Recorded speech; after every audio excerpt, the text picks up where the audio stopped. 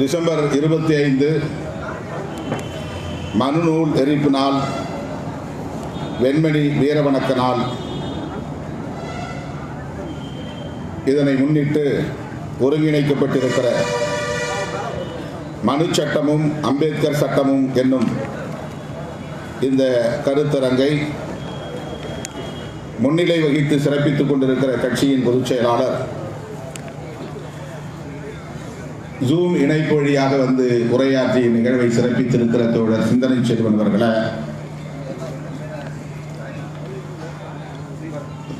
தம்பி ஏசி பாவரசு அவர்களே, தோழர் உஞ்சயரசன் அவர்களே, வன்னி அரசு, SS பாலாஜி, ஆலூர் ஷானவாஸ், எழில் கரோலின் ஆகிய கட்சியின் முன்னணி தோழர்களே, அனைவரையும் வரவேற்று உரையாற்றி சிறப்பித்திருக்கிற நமது கட்சியின் மாநில பொருளாளர் தோழர் முகமது யூசுப் அவர்களே, இந்த கருத்தரங்கின் நோக்கத்தை விளக்கி உரையாற்றி சிறப்பித்திருக்கிற ஜூம் இணைப்பு வழியாக வந்து நோக்க உரை ஆற்றி சிறப்பித்திருக்கிற கட்சியின் பொதுச் செயலாளர் தோழர் ரவிக்குமார் அவர்களே,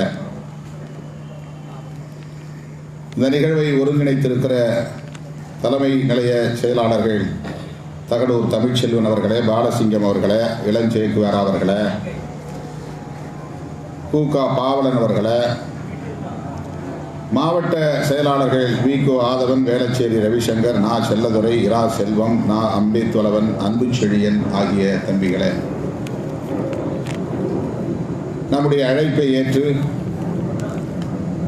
இந்த நிகழ்வில் நேரில் வந்து பங்கேற்று கருத்துரை வழங்கி விடைபெற்று சென்றிருக்கிற மக்கள் மன்றத்தின் ஒருங்கிணைப்பாளர்களுள் ஒருவர் தோழர் கீதா சாருசிவம் அவர்களே, நம்முடைய அழைப்புக்கு இணங்க இங்கே வருகை தந்து நமக்கு பெருமை சேர்க்கிற வகையில் சிறப்புரை ஆற்றி விடைபெற்று சென்றிருக்கிற தமிழ் சைவ பேரவையின் தலைவர் அம்மா கலையரசி நடராஜன் அவர்களே, ஜூம் இணைப்பு வழியாக நம்மிடையே கருத்துரை வழங்கி சிறப்பித்திருக்கிற மேனாள் நீதியரசர் திருமிகு ஹரி பரந்தாமன் அவர்களே, நம்மிடையே மிகச்சிறப்பானதொரு உரையை வழங்கி தமிழர் யார், தமிழர் அல்லாதவர்கள் யார், தமிழ் சமூகத்தின் பண்பாட்டு கூறுகள் எவை என்பதையெல்லாம் தனக்கே உரிய நடையில் மிக இயல்பாகவும் நகைச்சுவை ததும்பும் வகையிலும் வரலாற்று சிறப்பு வாய்ந்த உரையை வழங்கி விடுதலை சிறுத்தைகள் கட்சிக்கு ஒரு மகத்தான சான்றிதழை வழங்கும் வகையில் உரையாற்றி அமர்ந்திருக்கிற பெருமதிப்பிற்குரிய அண்ணன், அரசியல் அரங்கில் அதிர்வு தரும் வகையில் எப்போதும் செயல்படக்கூடிய ஆற்றலாளர், பன்முக திறன் கொண்ட ஆளுமையை கொண்டவர் அண்ணன் பழ கருப்பையா அவர்களே,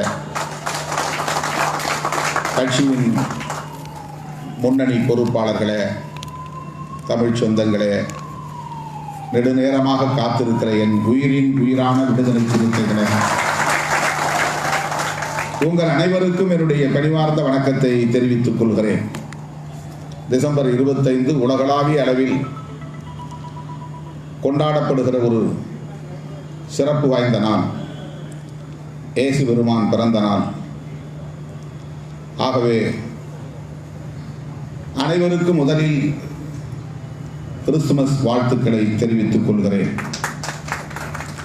அன்பும் கருணையும் மட்டுமின்றி அநீதியை எதிர்த்து போராட வேண்டும் என்கிற போர்க்குணத்தையும் போதித்த பெருமான் இயேசு பெருமான். அமைதி வேண்டும். மனித குலத்துக்கு அதற்கு அடிப்படை தேவை அன்பும் கருணையும். ஆனாலும் அநீதி நிகழ்கிற போது, இழைக்கப்படுகிற போது, ஆட்சி அதிகாரத்தில் அமர்ந்திருப்பவர்கள் ஆட்டம் போடுகிற போது அதை வேடிக்கை பார்க்கக்கூடாது, எதிர்த்து அறப்போர் தொடுக்க வேண்டும் என்பதையும் சேர்த்து தனது வாழ்வின் செய்தியாக உலகுக்கு தந்தவர், உணர்த்தியவர் இயேசு பெருமான். அந்த மாமனிதரின் பிறந்த நாளில் அன்பும் கருணையும் போதிக்கப்பட வேண்டும். அதே வேளையில் அநீதிக்கு எதிரான போர்க்குணத்தையும் வெகு மக்களிடத்திலே நாம் கொண்டு போய் சேர்க்க வேண்டும் என்கிற உறுதியேற்கிற நாளாக இந்த நாளை விடுதலை சிறுத்தைகள் கட்சி கருதுகிறது. அந்த புரிதலோடு அனைவருக்கும் கிறிஸ்துமஸ் வாழ்த்துக்களை மீண்டும் ஒருமுறை தெரிவித்துக் கொள்கிறேன். இரண்டாவது, இந்த நாளுக்கு ஒரு முக்கியத்துவம், சிறப்பு உண்டு. அதாவது சிறப்பு என்று சொல்லக்கூடாது, ஒரு துக்கமான நாள், துக்கத்தை நினைவு கூறுகிற நாள். அதே வேளையில் அதுவும் நமக்கான போர்க்குணத்தை வழங்குகிற நாள், வெண்மணி வீரவணக்க நாள். 1968 இதே நாளில் உலகமே இயேசு பெருமானுக்கு பிறந்த நாள் கொண்டாடி கொண்டிருந்த வேளையில் சாதிய நிலவுடைமை ஆதிக்க வெறியர்கள் காவல்துறையின் ஒத்துழைப்போடு அவர்களின் வாகனங்களில், வண்டிகளில் வந்தே அந்த சேரி குடிசைகளை கொளுத்திய குரூரம் அரங்கேறிய நாள். 44 உயிர்கள், ஒரு குழந்தை உட்பட அவர்கள் மூட்டிய தீயில் கருகி சாம்பலான நாள்.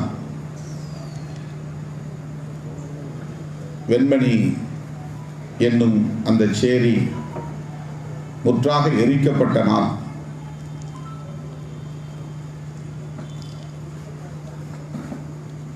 மனுநூல் மூட்டிய தீயில் வெண்மணி எரிந்தது. ஆகவே அந்த வெண்மணியில் சாதி வெறியர்கள், நிலக்கிழார்கள் என்னும் அந்த பண்ணை நிலவுடைமையாளர்கள் அரைப்படி நெல் கூடுதலாக கூலி உயர்வு கேட்டார்கள் என்பதற்காக ஆத்திரம் கொண்டு நெல் உற்பத்தியாளர் சங்க தலைவர் கோபாலகிருஷ்ண நாயுடுவின் தலைமையில அந்த மக்களை கொடூரமாக படுகொலை செய்தார்கள். அதன் பிறகு எப்படி அந்த வழக்கு நடந்தது, என்ன தீர்ப்பு தந்தார்கள், தோழர் ரவிக்குமார் அவர்கள் தன்னுடைய உரையிலே அதை குறிப்பிட்டார். நீதிமன்றம் அவர்களை விடுதலை செய்தது. அவர்கள் கனவான்கள், பெரும் நிலக்கிழார்கள். அவர்கள் இப்படி ஒரு அநாகரிகமான செயலில் ஈடுபட்டிருக்க வாய்ப்பில்லை. ஒருவேளை இந்த வன்முறை வெறியாட்டத்தை செய்ய வேண்டும் என்று அவர்கள் விரும்பியிருந்தால் அதற்கென ஆரமர்த்தி தான் செய்வார்களே தவிர அவர்களே நேரடியாக வந்து களத்தில் நிற்க வாய்ப்பில்லை என்று ஒரு யூகத்தின் அடிப்படையிலே தீர்ப்பை வழங்கினார்கள், விடுதலை செய்தார்கள். ஆனால் நீதிமன்றம் அவர்களை விடுவித்தாலும் மக்கள் மன்றம் அவர்களை தண்டித்தது. 44 கண்ட துண்டங்களாக அவன் வெட்டி வீழ்த்தப்பட்டான் என்பது வரலாறு. வெண்மணியில் பற்றிய அந்த தீ இன்னும் கனன்று கொண்டே இருக்கிறது. அது சாதியை ஒரு நாள் முற்றாக எரித்து சாம்பலாக்கும் என்பதை நாம் உறுதியாக ஏற்கக்கூடிய, உறுதிமொழியாக ஏற்கக்கூடிய ஒரு நாள் தான், உறுதியேற்பு நாள் தான் இந்த நாள், வெண்மணி வீரவணக்க நாள். அந்த தோழர்களின் நினைவை கூர்ந்து அவர்களுக்கு லட்சோப லட்சக்கணக்கான விடுதலை சிறுத்தைகளின் சார்பில் எமது செம்மாந்த வீர வணக்கத்தை செலுத்துகிறோம். அதைவிட மிக முகாமையான ஒரு நாளாக இந்த நாளை நாம் பார்க்கிறோம். நம்மை எல்லாம்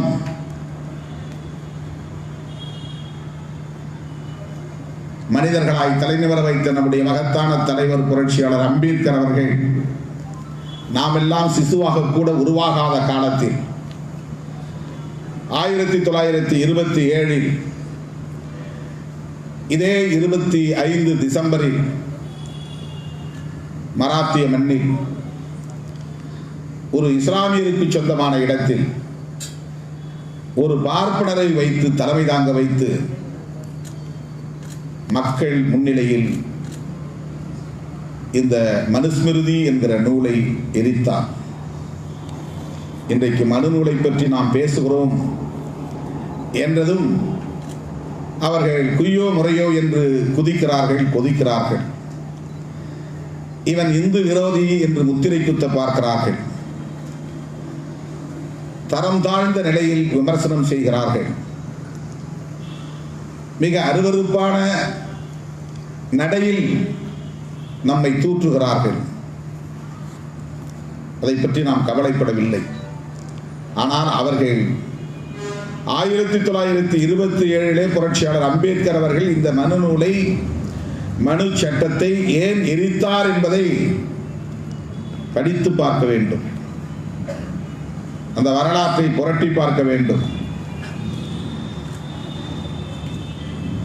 புரட்சியாளர் அம்பேத்கருக்கு பிறந்த நாள் விழா கொண்டாடுகிற சங் பரிவார் கும்பல், அவரை அரசியல் ஆதாயத்திற்காக பயன்படுத்திக் கொள்ளுகிற பாரதிய ஜனதா கும்பல், புரட்சியாளர் அம்பேத்கரின் இந்த போராட்டம் எந்த பின்னணியில் நடந்தது என்கிற வரலாற்றை படித்தறிய வேண்டும். அவர்களுக்கு அம்பேத்கர் என்கிற ஒரு அடையாளம் தேவை. ஏனென்றால் ஏறத்தாழ இந்தியா முழுவதும் 30 கோடிக்கு மேலான இந்த ஒடுக்கப்பட்ட மக்களின் வாக்கு வங்கி அவர்களுக்கு தேவைப்படுகிறது.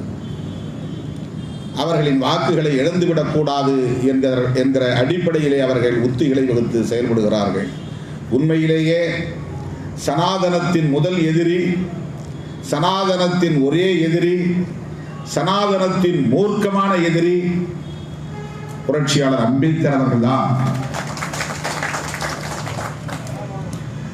இந்த சங் பரிவார் கும்பல் இந்து சமூகத்திற்கு உண்மையிலேயே அவர்கள் பாதுகாப்பு அரணாக இருப்பார்களே ஆனால், சனாதனத்தை பாதுகாக்கக்கூடிய பாதுகாவலர்களாக இருப்பார்களே ஆனால், அவர்கள் வெளிப்படையாக எதிர்க்க வேண்டிய முதல் எதிரி புரட்சியாளர் அம்பேத்கர் அவர்கள்தான். அவரைத்தான் அவர்கள் தங்களுடைய முதல் எதிரியாக வெளிப்படையாக அறிவிக்க வேண்டும். ஏனென்றால் அவரை போல மிக கடுமையாக வெகு மக்களை திரட்டி சனாதனத்தை எதிர்த்த ஒரு அரசியல் தலைவர் எவரும் இல்லை. பகுத்தறிவு பகலவன் தந்தை பெரியார் அவர்கள் கூட தேர்தல் அரசியலில் ஈடுபடாத ஒரு தலைவர். ஆனால் புரட்சியாளர் அம்பேத்கர் அவர்கள் தேர்தல் அரசியலிலும் இருந்தார். வாக்கு சேகரிக்கக்கூடிய ஒரு களத்தில் நின்று கொண்டே சனாதனத்தின் மீது கொடூரமான தாக்குதலை, தீவிரமான தாக்குதலை, அதிதீவிரமான தாக்குதலை நடத்திய தலைவர் புரட்சியாளர் அம்பேத்கர் அவர்கள். ஆனால் இவர்கள் புரட்சியாளர் அம்பேத்கருக்கும் ஜெயந்தி கொண்டாடுகிறார்கள். அம்பேத்கர் ஜெயந்தி. அம்பேத்கர் சிலைகளை தேடி வந்து மாலை அணிவிக்கிறார்கள். அம்பேத்கர் சிலைக்கு அருகில் நெருங்குவதற்கு அருகதையற்றவர்கள் இந்த சனாதன கும்பல். அம்பேத்கர் பெயரை உச்சரிப்பதற்கு கூட தகுதி இல்லாதவர்கள். எனக்கு தெரிந்து ஒரு தலைவரின் பின்னால் பல லட்சக்கணக்கான மக்கள் அணிவகுத்து ஒரு மதத்தை விட்டு முற்றாக வெளியேறினார்கள் என்று வரலாறு இந்தியாவை தவிர, புரட்சியாளர் அம்பேத்கரின் வரலாறை தவிர வேறு எங்கும் நிகழ்ந்ததாக இல்லை. இந்த 21ஆம் நூற்றாண்டில் கடந்த காலங்களில் எப்படி என்று நமக்கு தெரியாது. மன்னர்கள் மதம் மாறினால் குடிமக்கள் அப்படியே மதம் மாறுவார்கள். அது அந்த காலத்தில் நிகழ்ந்திருக்கும். ஆனால் 20ஆம் நூற்றாண்டிலே ஒரு தலைவருடைய பேச்சை கேட்டு காலம் காலமாக தலைமுறையாக தாம் பின்பற்றி வந்த பழக்க வழக்கங்கள் அனைத்தையும் முற்றாக கைவிட்டுவிட்டு, வாழ்க்கை முறையை உதறிவிட்டு, உடுத்தும் உடைமுறையை உதறிவிட்டு, உண்ணும் உணவு முறையை உதறிவிட்டு, ஒரு மதத்தை விட்டு பல லட்சக்கணக்கான பேர் வெளியேறுகிறார்கள் என்று சொன்னால் அது பூவுலகில் எங்கும் நிகழாத புரட்சி புரட்சியாளர் அம்பேத்கரின் தலைமையில் நடந்த ஒரு புரட்சி. அவர் பௌத்தத்தை தழுவினார் என்பதை விட இந்து மதத்தை விட்டு வெளியேறினார் என்பதுதான் அடிக்கோடிட வேண்டிய ஒன்று. ஒரே நாளில் 10 லட்சம் பேர் ஒரு மதத்தை விட்டு வெளியேறினார்கள். ஏன்? இதைத்தான் நாம் கேள்வியாக எழுப்புகிறோம். உலகத்தின் எல்லா நாடுகளிலும் இந்துக்கள் உண்டு, இல்லை என்று நாம் மறுக்கவில்லை. அமெரிக்காவிலே இந்துக்கள் வாழ்கிறார்கள், இங்கிலாந்திலே இந்துக்கள் வாழ்கிறார்கள், ஐரோப்பிய நாடுகளிலே இந்துக்கள் வாழ்கிறார்கள், அராபிய நாடுகளில் கூட இந்துக்கள் வாழ்கிறார்கள். ஆனால் அவர்கள் பெரும்பாலும் இந்தியாவிலிருந்து புலம்பெயர்ந்தவர்கள் தான். பெரும்பாலும் அல்ல, 100 விழுக்காடு. இந்தியாவிலிருந்து புலம்பெயர்ந்த இந்துக்கள் தான் பிற நாடுகளில் வாழ்கிறார்கள். ஆனால் இந்தியாவிலே இருக்கிற இஸ்லாமியர்கள் அராபிய நாடுகளில் இருந்து புலம்பெயர்ந்தவர்கள் அல்ல. இந்தியாவிலே இருக்கிற கிறிஸ்தவர்கள் ஐரோப்பிய நாடுகளில் இருந்து புலம்பெயர்ந்தவர்கள் அல்ல. உலக நாடுகள் முழுவதும் அப்படி இஸ்லாமியர்களும் இருக்கிறார்கள், கிறிஸ்தவர்களும் இருக்கிறார்கள். அந்தந்த மண்ணின் பூர்வீக குடிகள், அந்தந்த மண்ணை சார்ந்த குடிமக்கள். அவர்கள் இஸ்லாத்தை ஏற்றுக்கொள்ளக்கூடிய நிலை இருக்கிறது, கிறிஸ்தவத்தை ஏற்றுக்கொள்ளக்கூடிய நிலை இருக்கிறது. நான் கேட்கிறேன், உலகத்தில் வேறு எந்த நாட்டிலாவது, எந்த நாட்டின் ஒரு குடிமகனாவது நான் கிறிஸ்தவத்தை விட்டு இந்துவை ஏற்றுக்கொண்டேன், இந்து மதத்தை ஏற்றுக்கொண்டேன், நான் இஸ்லாத்தை விட்டு இந்து மதத்தை ஏற்றுக்கொண்டேன் என்று சொல்லுகிற, சான்று காட்டுகிற நிலை உண்டா? ஒரே ஒரு ஆள். கிறிஸ்தவத்திற்கு முன்னர் தோன்றிய மதம், இஸ்லாத்துக்கு முன்னர் தோன்றிய மதம், எந்த காலத்தில் தோன்றியது என்றே வரையறுத்து சொல்ல முடியாத அளவுக்கு தொன்மை வாய்ந்த மதம் என்றெல்லாம் சொல்லப்படுகிற நிலையிலே ஏன் இந்த மதம் இந்தியாவை தாண்டி வேறு எந்த மண்ணிலும் எந்த தேசத்திலும் பரவவில்லை? 2000 ஆண்டுகளுக்கு முன்னர் தோன்றிய கிறிஸ்தவத்தை உலக நாடுகளில் 200க்கும் மேற்பட்ட நாடுகளில் அதை உள்வாங்கி இருக்கிறார்களே, ஏற்றுக்கொண்டிருக்கிறார்களே, பரவி இருக்கிறதே. அரேபிய நாடுகள் முழுவதும், இன்னும் உலக நாடுகள், தென்னாப்பிரிக்க நாடுகளிலும் இஸ்லாம் பரவி இருக்கிறதே. ஆட்சி அதிகாரத்திலே இருக்கிறார்களே, இஸ்லாமிய நாடுகளே உருவாகி இருக்கின்றனவே, கிறிஸ்தவ நாடுகளே உருவாகி இருக்கின்றனவே. ஏன் இந்தியாவை தவிர வேறு எந்த இடத்திலும் எந்த தேசத்திலும் அந்த நாட்டின் குடிமகன் இந்து மதத்தை ஏற்றுக்கொள்ளவில்லை என்பதை இந்துக்களுக்காக பாடுபடக்கூடியவர்கள் ஒரு கணம் சிந்தித்து பார்க்க வேண்டும். உங்களுடைய நல்லதுக்காக நான் சொல்லுகிறேன். நம்முடைய மதம் ஏன் இதுவரையில் வேறு எந்த நாட்டிலும் எந்த நாட்டு குடிமக்களாலும் ஏற்றுக்கொள்ளப்படவில்லை, அது ஏன் பிற தேசங்களில் பரவவில்லை என்று என்றைக்காவது ஒரு நாள் நீங்கள் சிந்தித்து பார்த்ததுண்டா? ஒரே காரணம்தான், இந்த ஒரு மதம் தான் சமத்துவத்திற்கு எதிராக இருக்கிற மதம். உலகத்தில் வேறு எந்த மதமும் சமத்துவத்தை மறுக்கவில்லை. மானுட சமத்துவத்திற்கு எதிரான மதம். தரப்பின் அடிப்படையிலே உயர்வு தாழ்வை போதித்து அதை நிலைப்படுத்தி இருக்கிற ஒரு கோட்பாடு, என்றும் அழியாதது, எக்காலத்திலும் மாறாதது என்கிற பொருளை கொண்ட சொல் சனாதன் என்கிற சொல்.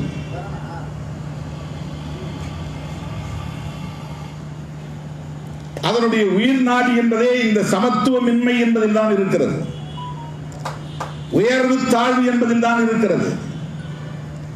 மேல் கீழ் என்கிற அந்த கருத்தியலில் தான் இந்த மதத்தின் உயிர் நாடி இருக்கிறது. அதனால்தான் இந்த மண்ணின் குடிமக்கள், இந்த நாட்டின் பூர்வீக குடிகள் கிறிஸ்தவத்தை ஏற்கிறார், இஸ்லாத்தை ஏற்கிறார். ஐரோப்பிய நாடுகளில் இருந்து புலம்பெயர்ந்து வந்து இங்கே கிறிஸ்தவர்கள் குடியிருக்கவில்லை. மறுபடியும் சொல்லுகிறேன், அராபிய நாடுகளில் இருந்து வந்து இங்கே இஸ்லாமியர்கள் இல்லை. ஆகவே இந்த மண்ணை சார்ந்த குடிமக்கள் இப்படி இன்னொரு மார்க்கத்தை ஏற்றுக்கொள்ளக்கூடிய அளவுக்கான ஒரு நிலை இங்கே ஏன் ஏற்பட்டது? ஏன் அது தேய்ந்து வருகிறது? ஏன் அது சுருங்கி வருகிறது? அது ஏன் வலுக்குன்றி வருகிறது? அது ஏன் ஒரு சிறுபான்மை மதமாக மாறிக்கொண்டிருக்கிறது? ஒப்பீட்டளவிலே, உலக அளவிலே பௌத்தத்திற்கு முந்தைய மதம், கிறிஸ்தவத்திற்கு முந்தைய மதம், இஸ்லாத்துக்கு முந்தைய மதம். இந்த கேள்விக்கு நீங்கள் விடை தேட வேண்டாமா? இதைத்தான் நாம் எழுப்புகிறோம். இதில் உள்ள குறைபாடுகளை கண்டறிந்து சொன்ன தலைவர்களை நீங்கள் விமர்சிப்பதை விட இந்த குறைபாடுகளை களைய வேண்டும் என்றல்லவா என்ன வேண்டும்? அதுதானே புத்திசாலித்தனம், அதுதானே அறிவுடைமை என்று சொல்ல முடியும். அதைத்தானே உங்கள் மொழியிலே சொல்ல வேண்டுமானால் உங்களுக்கு ஆதரவான நிலையிலே இருந்து பணியாற்றிய தயானந்த சரஸ்வதி சுவாமிகள் சொன்னார். ஆரிய சமாஜத்தை நிறுவியவர் தயானந்த சரஸ்வதி சுவாமிகள் ஆரிய சமாஜத்தை எதற்காக உருவாக்கினார்? ராஜாராம் மோகன் ராய் அவர்கள் பிரம்ம சமாஜத்தை எதற்காக உருவாக்கினார்? இந்த மதத்தின் கொடூரமான கோட்பாடுகளை சரி செய்ய வேண்டும், சீர் செய்ய வேண்டும் என்பதற்காகத்தானே, சதி வழக்கத்தை ஒழிப்பதற்காகத்தானே ராஜாராம் மோகன் ராய் தன்னுடைய இறுதி மூச்சு வரையில் போராடினார். பெண்களுக்கு எதிரான கொடுமைகளை எதிர்த்து தானே பேசினார். அவரும் ஒரு இந்து தானே, தயானந்த சரஸ்வதி சுவாமிகளும் ஒரு இந்து தானே. அவரை நாங்கள் விமர்சிக்கிறோமா? அவரை பற்றி என்றைக்காவது நாங்கள் வெளியில் பேசியிருக்கிறோமா? இந்த மதத்தில் உள்ள குறைபாடுகளை சுட்டிக்காட்டி உலகம் முழுவதும் போய் பரப்புரை செய்தாரே சுவாமி விவேகானந்தர், விவேகானந்தரை பற்றி நாங்கள் பேசுகிறோமா? நாராயண குருவை பற்றி ஏதேனும் நாங்கள் சொல்லுகிறோமா? ஐயா வைகுண்டரை பற்றி நாங்கள் ஏதேனும் பேசுகிறோமா? அவர்கள் எல்லாம் இந்துக்கள் தானே உங்கள் மொழியில். ஏனென்றால் அவர்கள் இங்கே பிறப்பின் அடிப்படையில் நிலவுகிற இந்த வேறுபாடுகளை, பாகுபாடுகளை, உயர்வு தாழ்வு என்கிற கேடுகளை, சீர்கேடுகளை களைய வேண்டும் என்று விரும்பினார்கள். அதற்கான பரப்புரைகளை மேற்கொண்டார்கள். அந்த மதத்தில் இருந்து கொண்டே, அந்த களத்தில் நின்று கொண்டே அதை அவர்கள் செய்தார்கள், துணிந்து செய்தார்கள். அவர்களை எல்லாம் உங்களால் ஒரு நாளும் ஏற்றுக்கொள்ள முடியவில்லையே. உங்களுக்கு குரு சவார்கரும் கோட்சையும் தானே. அவர்கள் எப்படிப்பட்டவர்கள்? உங்களின் கோட்பாட்டு குரு மனு தானே. அவர் என்ன சொல்லுகிறார் என்பதை இங்கே ஸ்லோக வாரியாக எடுத்து படித்து காட்டினார் நம்முடைய அண்ணன் பழ கருப்பையா அவர்கள். மனுவை ஏற்றுக்கொள்ளுகிற உங்களால், ஏற்றுக்கொள்ள முடிகிற உங்களால் ஏன் இந்த சீர்திருத்த செம்மல்களை, இந்த மதத்தில் இருந்தே போராடியவர்களை உங்களால் ஏற்றுக்கொள்ள முடியவில்லை? அவர்களை பற்றி ஏன் உங்களால் பொது மேடைகளில் பேச முடியவில்லை? பாலிய விவாகத்திற்கு எதிராகவும் சதி வழக்கத்திற்கு எதிராகவும் போராடி அதிலே சாதித்து காட்டிய ஒரு போராளிதான் ராஜாராம் மோகன் ராய். கர்நாடகத்தை சார்ந்த பசவப்பா அப்படித்தான் போராடினார். ரைதாஸ் இயக்கத்தை சார்ந்தவர்கள் அப்படித்தான் அதை எதிர்த்து போராடினார்கள். அதே மதத்தை சார்ந்த மகாத்மா பூலே, ஜோதிராவ் பூலே, அதில் உள்ள குறைபாடுகளை சுட்டிக்காட்டியவர் தான். அவர் ஒன்றும் கிறிஸ்தவர் அல்ல, இஸ்லாமியர் அல்ல.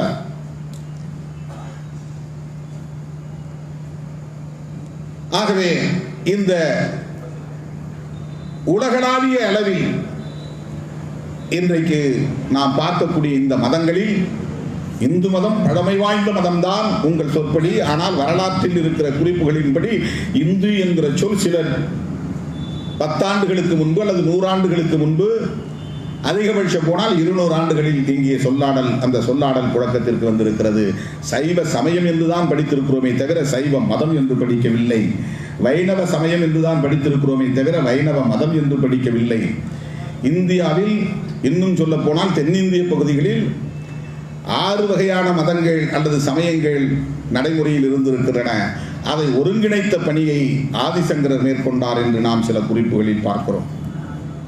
கணபதியை வழிபடுகிற வழிபாட்டு முறைக்கு கானபத்தியம், முருகனை வழிபடுகிற வழிபாட்டு முறைக்கு கௌமாரம், குமாரனை வழிபடுகிற அந்த வழிபாட்டு முறைக்கு கௌமாரம், சக்தியை வழிபடுகிற முறைக்கு சாக்தம், சூரியனை வழிபடுகிற வழிபாட்டு முறைக்கு சௌரம், சௌராஷ்டிரா என்று வருவது அதிலிருந்துதான். சௌரம், சௌரம் என்றால் சூரியன், சூரிய வழிபாடு. சிவனை வழிபடுகிற வழிபாட்டு முறைக்கு சைவம், திருமாலை வழிபடுகிற வழிபாட்டு முறைக்கு வைணவம். விஷ்ணு என்பதெல்லாம் பின்னாலே இணைக்கப்பட்டது. திருமால் என்பதுதான் தமிழர் வாழ்வியலிலே காணப்படுகிற ஒரு சொல்லாடல். அதையெல்லாம் இணைத்து விட்டார்கள். ஆகவே இந்த 6 வகையான மதங்களை ஒருங்கிணைத்த பணிகளை அவர் மேற்கொண்டார் ஆதிசங்கரர் என்று நாம் பார்க்கிறோம். இவை சமயம் என்றுதான் சொல்லப்படுகிறது. சமைதல், சமைத்தல், சமைந்த நிலை என்கிற அந்த பொருளில் அது அழைக்கப்படுகிறது என்கிற கருத்தை கலையரசி அம்மா அவர்களும் சொன்னார்கள், நம்முடைய அண்ணன் பழ கருப்பையா அவர்களும் சொன்னார்கள். ஆனால் இன்னொரு கருத்தும் இருக்கிறது. சமமான இயம் என்று சொல்லப்படுகிற சம இயம் என்கிற கருத்து அதில் இருக்கிறது. சமத்துவம், இறைநிலை அனைவருக்கும் சமமானது. அதுல ஒரு மேல் சாதிக்கு ஒரு இறைநிலை, கீழ் சாதிக்கு ஒரு இறைநிலை கிடையாது. இறைமை என்றால் அது அனைவருக்கும் சமமானது. சம இயம் என்பதுதான் சமயம் என்றானது. சமைதல் என்று பொருள். மை அல்ல, மா. சம, சமம், சமன். தமிழர் வாழ்வியலில் சமம் என்பது, சமத்துவம் என்பது மெய்யியலிலும் அந்த இறையியலிலும் இருந்திருக்கிறது. அதை கடைபிடிக்கக்கூடிய அளவுக்கான ஒரு பக்குவம் இருந்திருக்கிறது. ஒரு அந்த பண்பு வளர்ச்சி அடைந்திருக்கிறது, முதிர்ச்சி அடைந்திருக்கிறது. அதில் எந்த வேறுபாடும் கூடாது என்கிற அந்த கருத்தியல் தான் நம்முடைய கருத்தியலாக, மெய்யியலாக இருந்திருக்கிறது, இறையியலாக இருந்திருக்கிறது. ஆகவேதான் கேட்கிறார்கள், நான் சைவத்தை சார்ந்த பெண்மணி, என்னை எப்படி நீ இந்து என்று சொல்லுகிறாய், அதை ஏற்க முடியாது என்று இந்த இடத்திலே அம்மா கலையரசி அவர்கள் பேசுகிறார். உடனே அவரை கொச்சைப்படுத்துகிற நிலை. நாளைக்கு அண்ணன் பழக்கருப்பையா அவர்களை கூட சமூக ஊடகங்களிலே அற்பர்கள் தம் மனம் போன போக்கிலே விமர்சிக்க வாய்ப்பு இருக்கிறது. அதையெல்லாம் கடந்து வந்தவர் அவர். அண்ணன் அவர்கள் காங்கிரஸ் பாரம்பரியத்திலிருந்து வந்தவர். என்னை அழைத்து அவருடைய இல்லத்திலே இயக்க தோழர்களோடு அழைத்து விருந்து பரிமாறியவர். பெரிய வீடு, காரைக்குடியிலே போனால் உங்களுக்கு தெரியும், செட்டியார் சமூகத்தை சார்ந்தவர்களின் வீடு இந்த தெருவிலே ஆரம்பித்து அந்த தெருவிலே முடியும். உள்ளவே நம்ம 1 கிலோமீட்டர் வாக்கிங் போகலாம், வெளியில போக வேண்டிய அவசியம் இல்லை. அப்படி ஒரு வீடு, அரண்மனை. அவர் சொன்னார், இப்போ எங்க வீட்டில் 2 பேருக்கு தான் நாங்கள் மனமாற விருந்தளித்தோம். ஒன்று பெரியவர் கக்கன், அதன் பிறகு திருமாவளவனாகி உங்களுக்கு.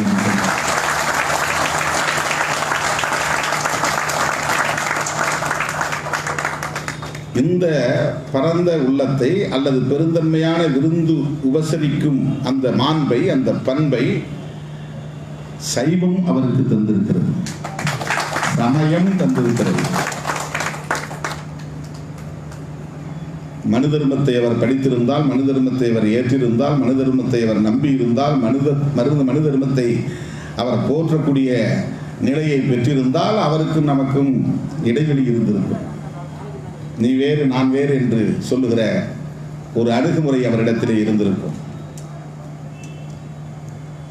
ஆனாலும் கடவுள் நம்பிக்கை எனக்கு உண்டு. அந்த நம்பிக்கையை பெற்றிருந்தாலும் கூட மானுடன் மகத்தானது, இத்தகைய முரண்பாடுகள் கூடாது, இழிவு திணிக்கக்கூடிய அந்த போக்குகள் கூடாது என்கிற அந்த உயரிய கருத்தியலை அல்லது பண்பாட்டை அவர் பெற்றிருக்கிறார். அதை அப்படிப்பட்ட ஒரு பாகுபாட்டை அல்லது வேறுபாட்டை அல்லது முரண்பாட்டை இந்த மண்ணிலே நிலைக்கை செய்தது, ஒரு கோட்பாடாக இருந்து நிலைக்கை செய்தது மனு தர்மம் என்பதை கண்டறிந்தவர் புரட்சியாளர் அம்பேத்கர் அவர்கள்.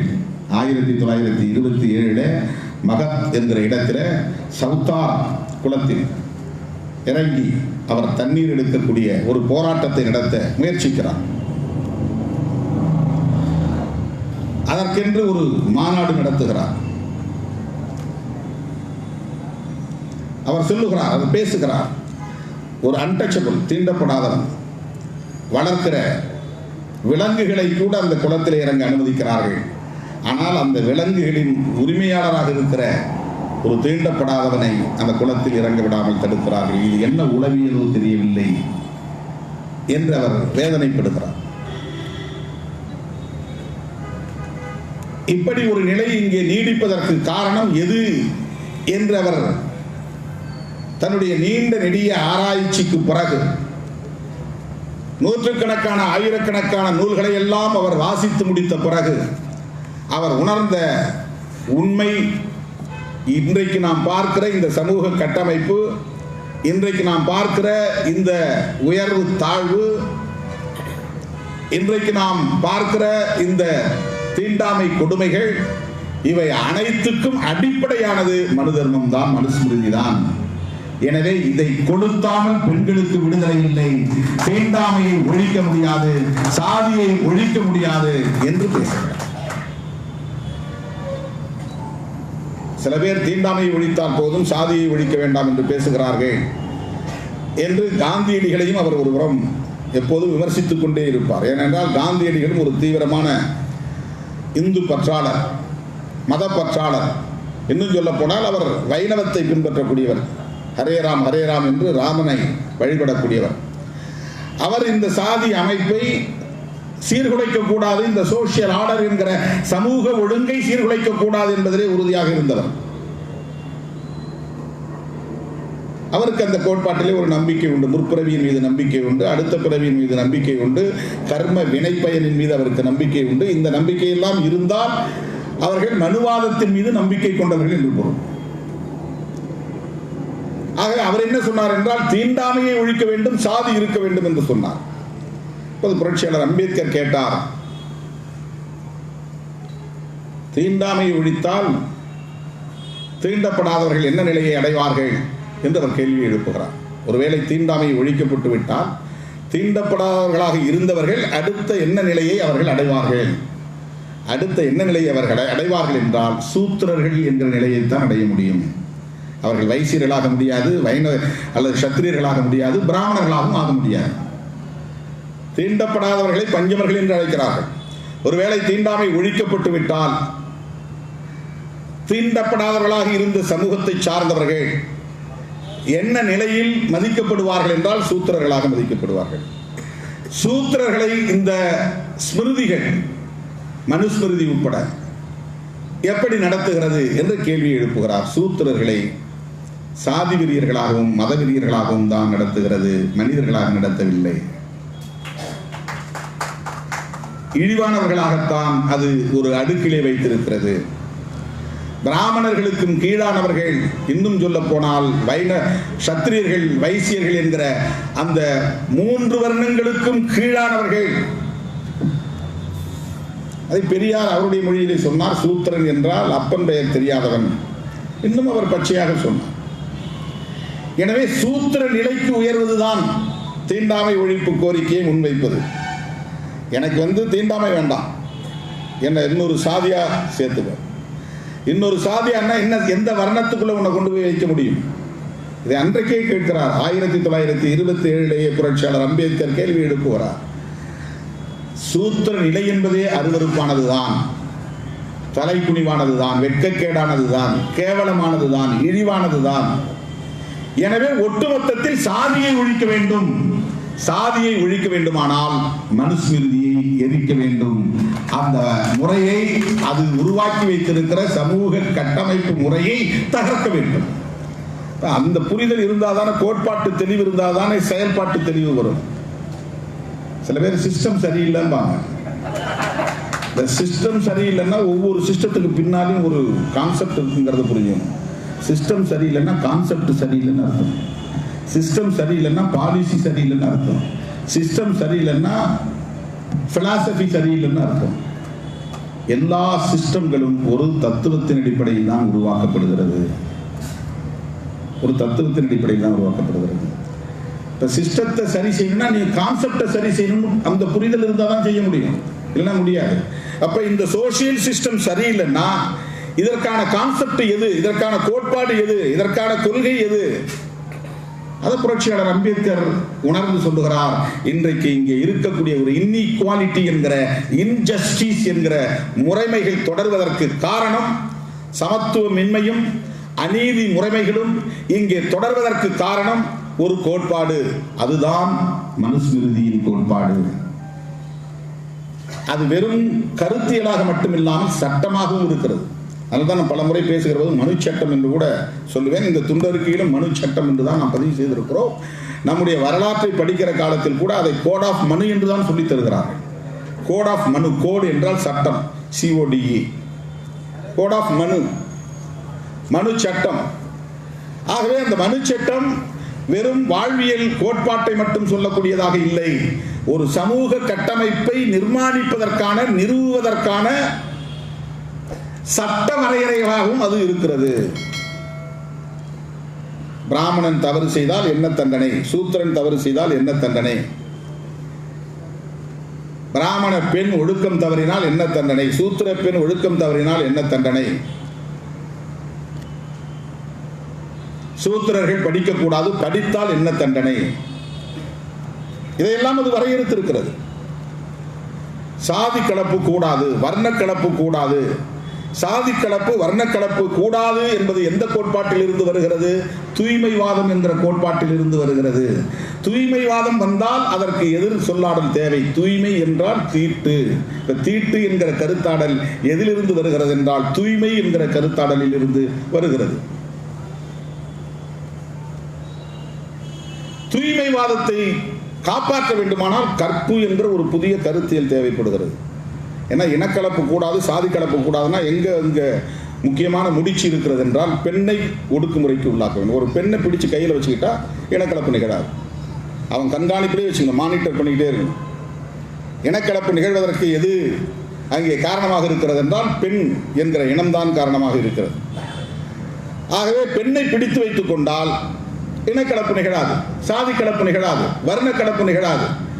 வர்ண கலப்பு நிகழாமல், சாதி கலப்பு நிகழாமல், இனக்கலப்பு நிகழாமல் தடுக்கப்பட வேண்டும் என்றால் பெண்ணை ஒடுக்க வேண்டும். பெண்ணும் நம் மனிதன் மாதிரி, ஆண் மாதிரி ஒரு உணர்ச்சி உள்ளது. அப்போ ஒரு போதனைகளின் மூலமாக பெண்களை கட்டுப்படுத்த முடியாது. எப்போதுமே ஒரு ஆர்டர் என்றால் அங்கே ஒரு வன்முறை இருக்குன்னு அர்த்தம். ஒரு ஒழுங்கு என்றால் அங்கே ஒரு வன்முறை நிகழ்ந்திருக்குன்னு அர்த்தம். வன்முறை இல்லாமல் எந்த ஒழுங்கும் இங்கே உருவாகாது. ஆகவே ஒரு குடும்பம் என்கிற அமைப்புக்குள்ளே அந்த பெண் கணவனுக்கு கட்டுப்பட்டவளாக, மாமனாருக்கு கட்டுப்பட்டவளாக, மாமியாருக்கு கட்டுப்பட்டவளாக, நாத்தனாருக்கு கட்டுப்பட்டவளாக, புருஷனுக்கு கட்டுப்பட்டவளாக, ஆண்களாக இருக்கிற பிள்ளைகளுக்கு கட்டுப்பட்டவளாக, இயல்பாகவே ஒடுங்கி முடங்கி அவள் இந்த வாழ்க்கைக்குள்ளே தன்னை தயார்படுத்திக் கொள்கிறாள். அதற்கு அவள் இணங்கி வாழ்கிறாள் என்றால் இப்படிப்பட்ட ஒரு ஒழுங்கு ஒரு பெண்ணுக்குள்ளே உருவாக்கப்பட்டு இருக்கிறது என்றால், திணிக்கப்பட்டு இருக்கிறது என்றால், காதி காலத்தில் கொடூரமான ஒடுக்குமுறை பெண்களுக்கு எதிராக நிகழ்ந்திருக்கிறது என்று மிக கொடூரமான ஒடுக்குமுறையின் மூலம்தான் இன்றைக்கு பெண்கள் இயல்பாகவே அதற்கு இணங்கி போகிற ஒரு நிலை உருவாகி இருக்கிறது. அந்த ஒடுக்குமுறைக்காக கண்டறியப்பட்ட ஒரு கருத்தியல் தான் கற்பு என்பது. அதுக்காக தான் பாலிய விவாகம். 6 வயசுல பிடிச்சு கொடுத்துறான்ட்ட அவன் பார்த்துவான். அவன் முன்னால அவன் ருது ஆகணும். ருதுன்னா பருவத்துக்கு வரணும். புருஷன் முன்னால, மாமனார் முன்னால. அப்போ அவள் களங்கம் இல்லாதவள், கரைபடாதவள், பத்தினியாகவே வீட்டுக்கு வந்திருக்கிறாள். கணவன் இறந்த பிறகு பத்தினியாகவே போக வேண்டும், அதற்காக உடன்கட்டை ஏறுது. இந்த வாழ்க்கை முறையை, இந்த வழக்குகளை எது இங்கே உருவாக்கியது, வரையறை செய்தது? இந்த கருத்தியலை எது உருவாக்கியது? இதைத்தான் விவாதிப்போம் என்கிறோம். ஆகவே தூய்மைவாதத்தை நிலைப்படுத்துவதற்கு உருவான இன்னொரு கருத்தியல் தான் கற்பு என்பது. கற்பு என்று வந்தால் அதற்கு எதிர் சொல்லாடல் விபச்சாரம் என்று வருகிறது. இந்த கற்பு நிலையை மாறினான்னா அவ விபச்சாரி, விபச்சாரம். இப்படிப்பட்ட கருத்தியல்களை இந்த மண்ணிலே நிலைப்படுத்தியதற்கு அடிப்படை கோட்பாடாக இருந்தது மனு ஸ்மிருதி தான். பெண் ஒடுக்குமுறையில் இருந்துதான் அனைத்து ஒடுக்குமுறைகளும் விரிவாக்கம் பெறுகிறது. மனு தர்மத்தை பற்றி பேசுவதற்கு அண்ணன் பழக்கருப்பையா அவர்கள் இந்த மேடைக்கு வருவதை விட, திருமாவளவன் இந்த மேடையில் இருப்பதை விட பெண்கள் நிற்க வேண்டும், பெண்கள் பேச வேண்டும் என்பதுதான் நம்முடைய விருப்பம்.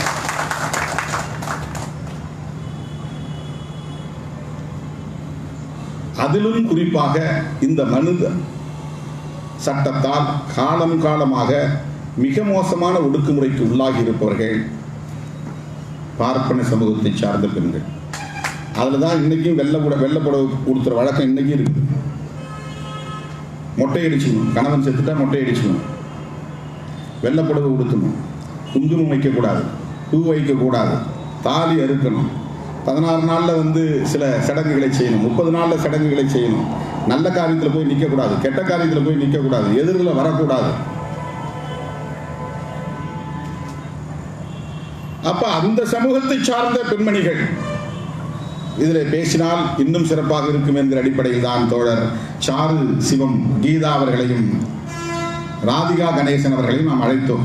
ராதிகா கணேசன் இங்கு வரவில்லை, கீதா அவர்கள் வந்தார். அவர் சொல்லாமல் சொன்னார், நான் ஒடுக்குமுறைக்கு ஆளாக சமூகத்தில் இருந்து பிறந்தவள் என்று அவர் சொன்னார். ஒருபடி மேலே போய் அம்மா கலையரசி அவர்கள் சொன்னார், நான் 1.5 பார்ப்பான் என்று சொன்னார். அப்ப இந்த மேடைக்கு நம்ம 3.5 பார்ப்பானை அழைத்து இருக்கிறோம். ஆனால் ஒரு பெண்மணி வரவில்லை. 2.5 பார்ப்பனர்கள் தான் இங்கே வந்தார்கள். என்ன, திருநெல்வேலி பிள்ளைமார்கள் அப்படி பார்ப்பனர்களை விடவும் ஆச்சாரத்தை கடைபிடிப்பவர்கள் என்று சொல்வார்கள். அதனால் அவர் அதை சொன்னார். அதை கிளைம் செய்யல. அப்படி ஒரு சமூக நிலையிலிருந்து வந்த நான் அதை மீறி நிற்கிறேன் என்று சொல்வதற்காக சொன்னார். அதை மீறி நிற்கிறேன், அதை விமர்சிக்கிறேன், அதிலிருந்து மாறுபட்ட பார்வையை கொண்டிருக்கிறேன். இந்து என்பதை என்னால் ஏற்றுக்கொள்ள முடியாது. நான் சைவ சமயத்தை சார்ந்தவள், எனவே திருமாவளவன் என்னுடைய பிள்ளை என்று அதை இணைக்கிறார். அந்த சமத்துவ கருத்தியலை, அந்த அரசியலை அவர் இணைக்கிறார். ஆகவேதான் அவர்கள் இங்கே மேடையிலே பேசுவது இன்னும் அதற்கு வலிமை சேர்ப்பதாக இருக்கும் என்று நாம் அழைத்தோம். நம்முடைய தோழர்கள் நினைக்கலாம், அந்த கட்சியில் யாருமே பெண்கள் இல்லையான்னு. நற்சோனையை கூப்பிடலாம் இல்லையா, எழில் கரோலினை பேச வைக்கலாம் அல்லவா என்று தோழர்கள் நினைக்கலாம். திருமாவளவன் பேசுவதை விட, நற்சோனை பேசுவதை விட அம்மா கலையரசி பேசுவது இந்த காலத்திற்கு தேவையானது, பொருத்தமானது. கீதா பேசுவது தேவையானது, பொருத்தமானது. ஏனென்றால் மனுஸ்மிருதியால் கடுமையாக பாதிக்கப்பட்ட சமூகம் பெண் சமூகம்தான். அல்ல, எங்கேயோ ஒரு இடத்துல தெய்வமா வணங்கணும் அப்படின்னு சொல்றதா நம்ம ராஜா சொன்னார். இதெல்லாம் உன் கண்ணுக்கு தெரியாதான்னு. ஒரே ஒரு வசனம் கண்ணுக்கு தெரியாதான்னு கேட்கிற 25 வருஷம் எதிராக இருக்காங்க கண்ணுக்கு தெரியலையா? 25 வசனங்கள் பெண்களுக்கு எதிராக இருக்கு. அது அவர் கண்ணுக்கு தெரியல. ஒரு வசனம் என் கண்ணுக்கு தெரியலையான்னு கேட்கிறாரு. குணம் நாடி குற்றம் நாடி அவற்றுள் மிகை நாடி மிக்க குளர். இதுல அது என்ன அதிகமா இருந்தா பார்க்கணும். அதுல கேடுகள் தான் அதிகமா இருக்கு. நண்பர் கமலஹாசன் சொல்றாரு, இப்ப காலாவதி ஆகி போச்சு, அதெல்லாம் யார் நடைமுறையில வச்சுட்டு இருக்கிறாங்க. அவர் யாருக்கு அஞ்சு சொன்னாலும் தெரியல. அவர் மேல நமக்கு எந்த கோபமும் இல்லை. ஆனா சமூகத்தை பாருங்க, ஆணவ கொலைகள் ஏன் நடக்கின்றன? சாதி கலப்பு கூடாதுன்னு தானே, இனக்கலப்பு கூடாதுன்னு தானே, அதுதானே மனு தர்மம்.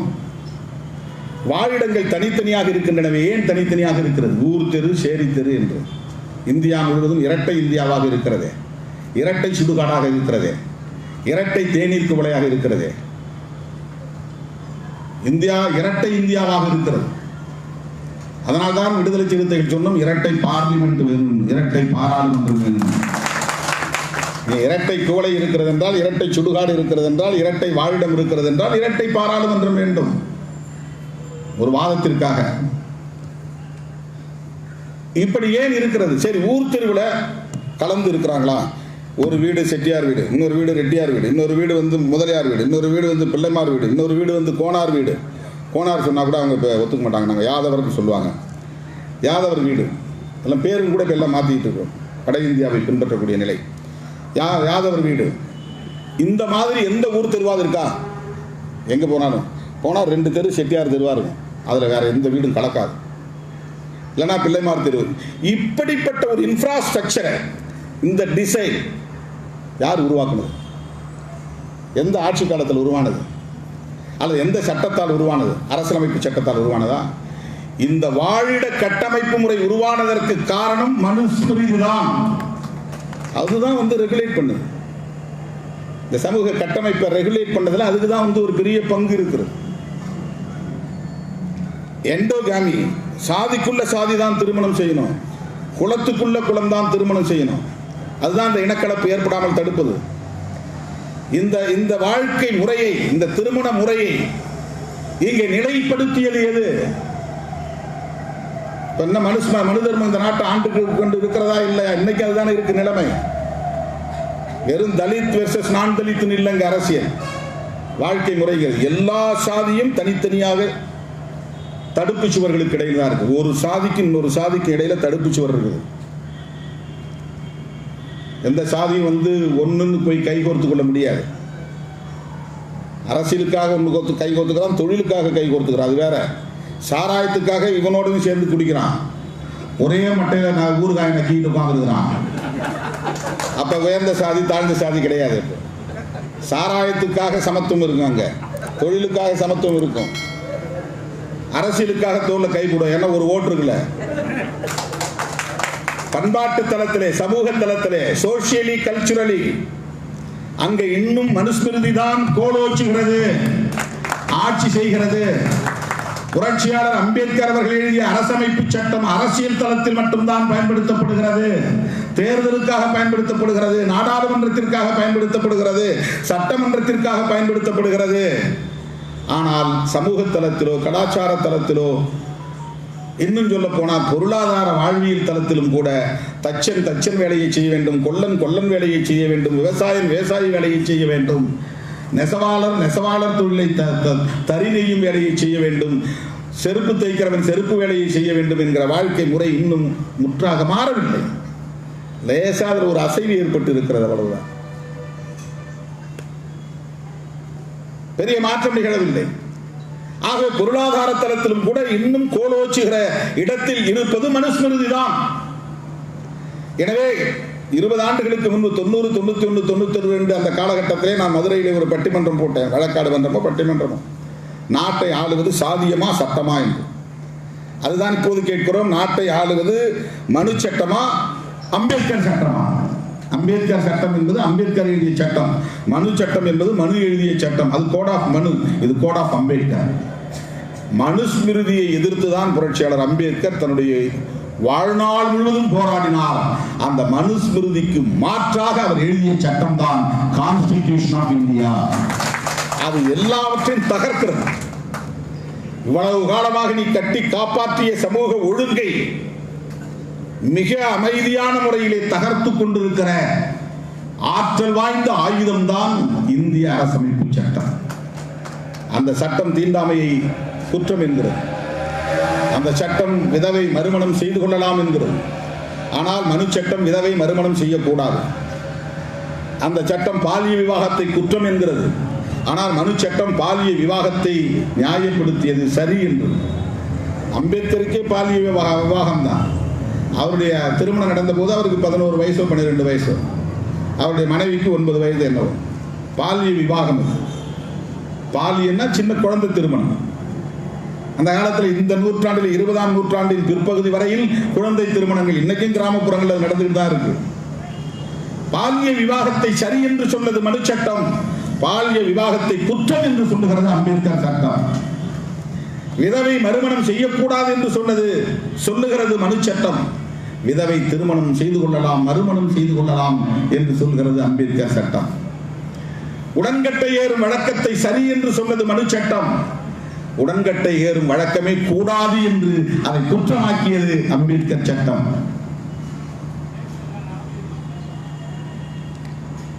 மனிதருக்குள் மனிதர் சமம் இல்லை என்றது மனு சட்டம். எல்லா மனிதர்களும் சமமானவர்களே என்று சொல்வது அம்பேத்கர் சட்டம்.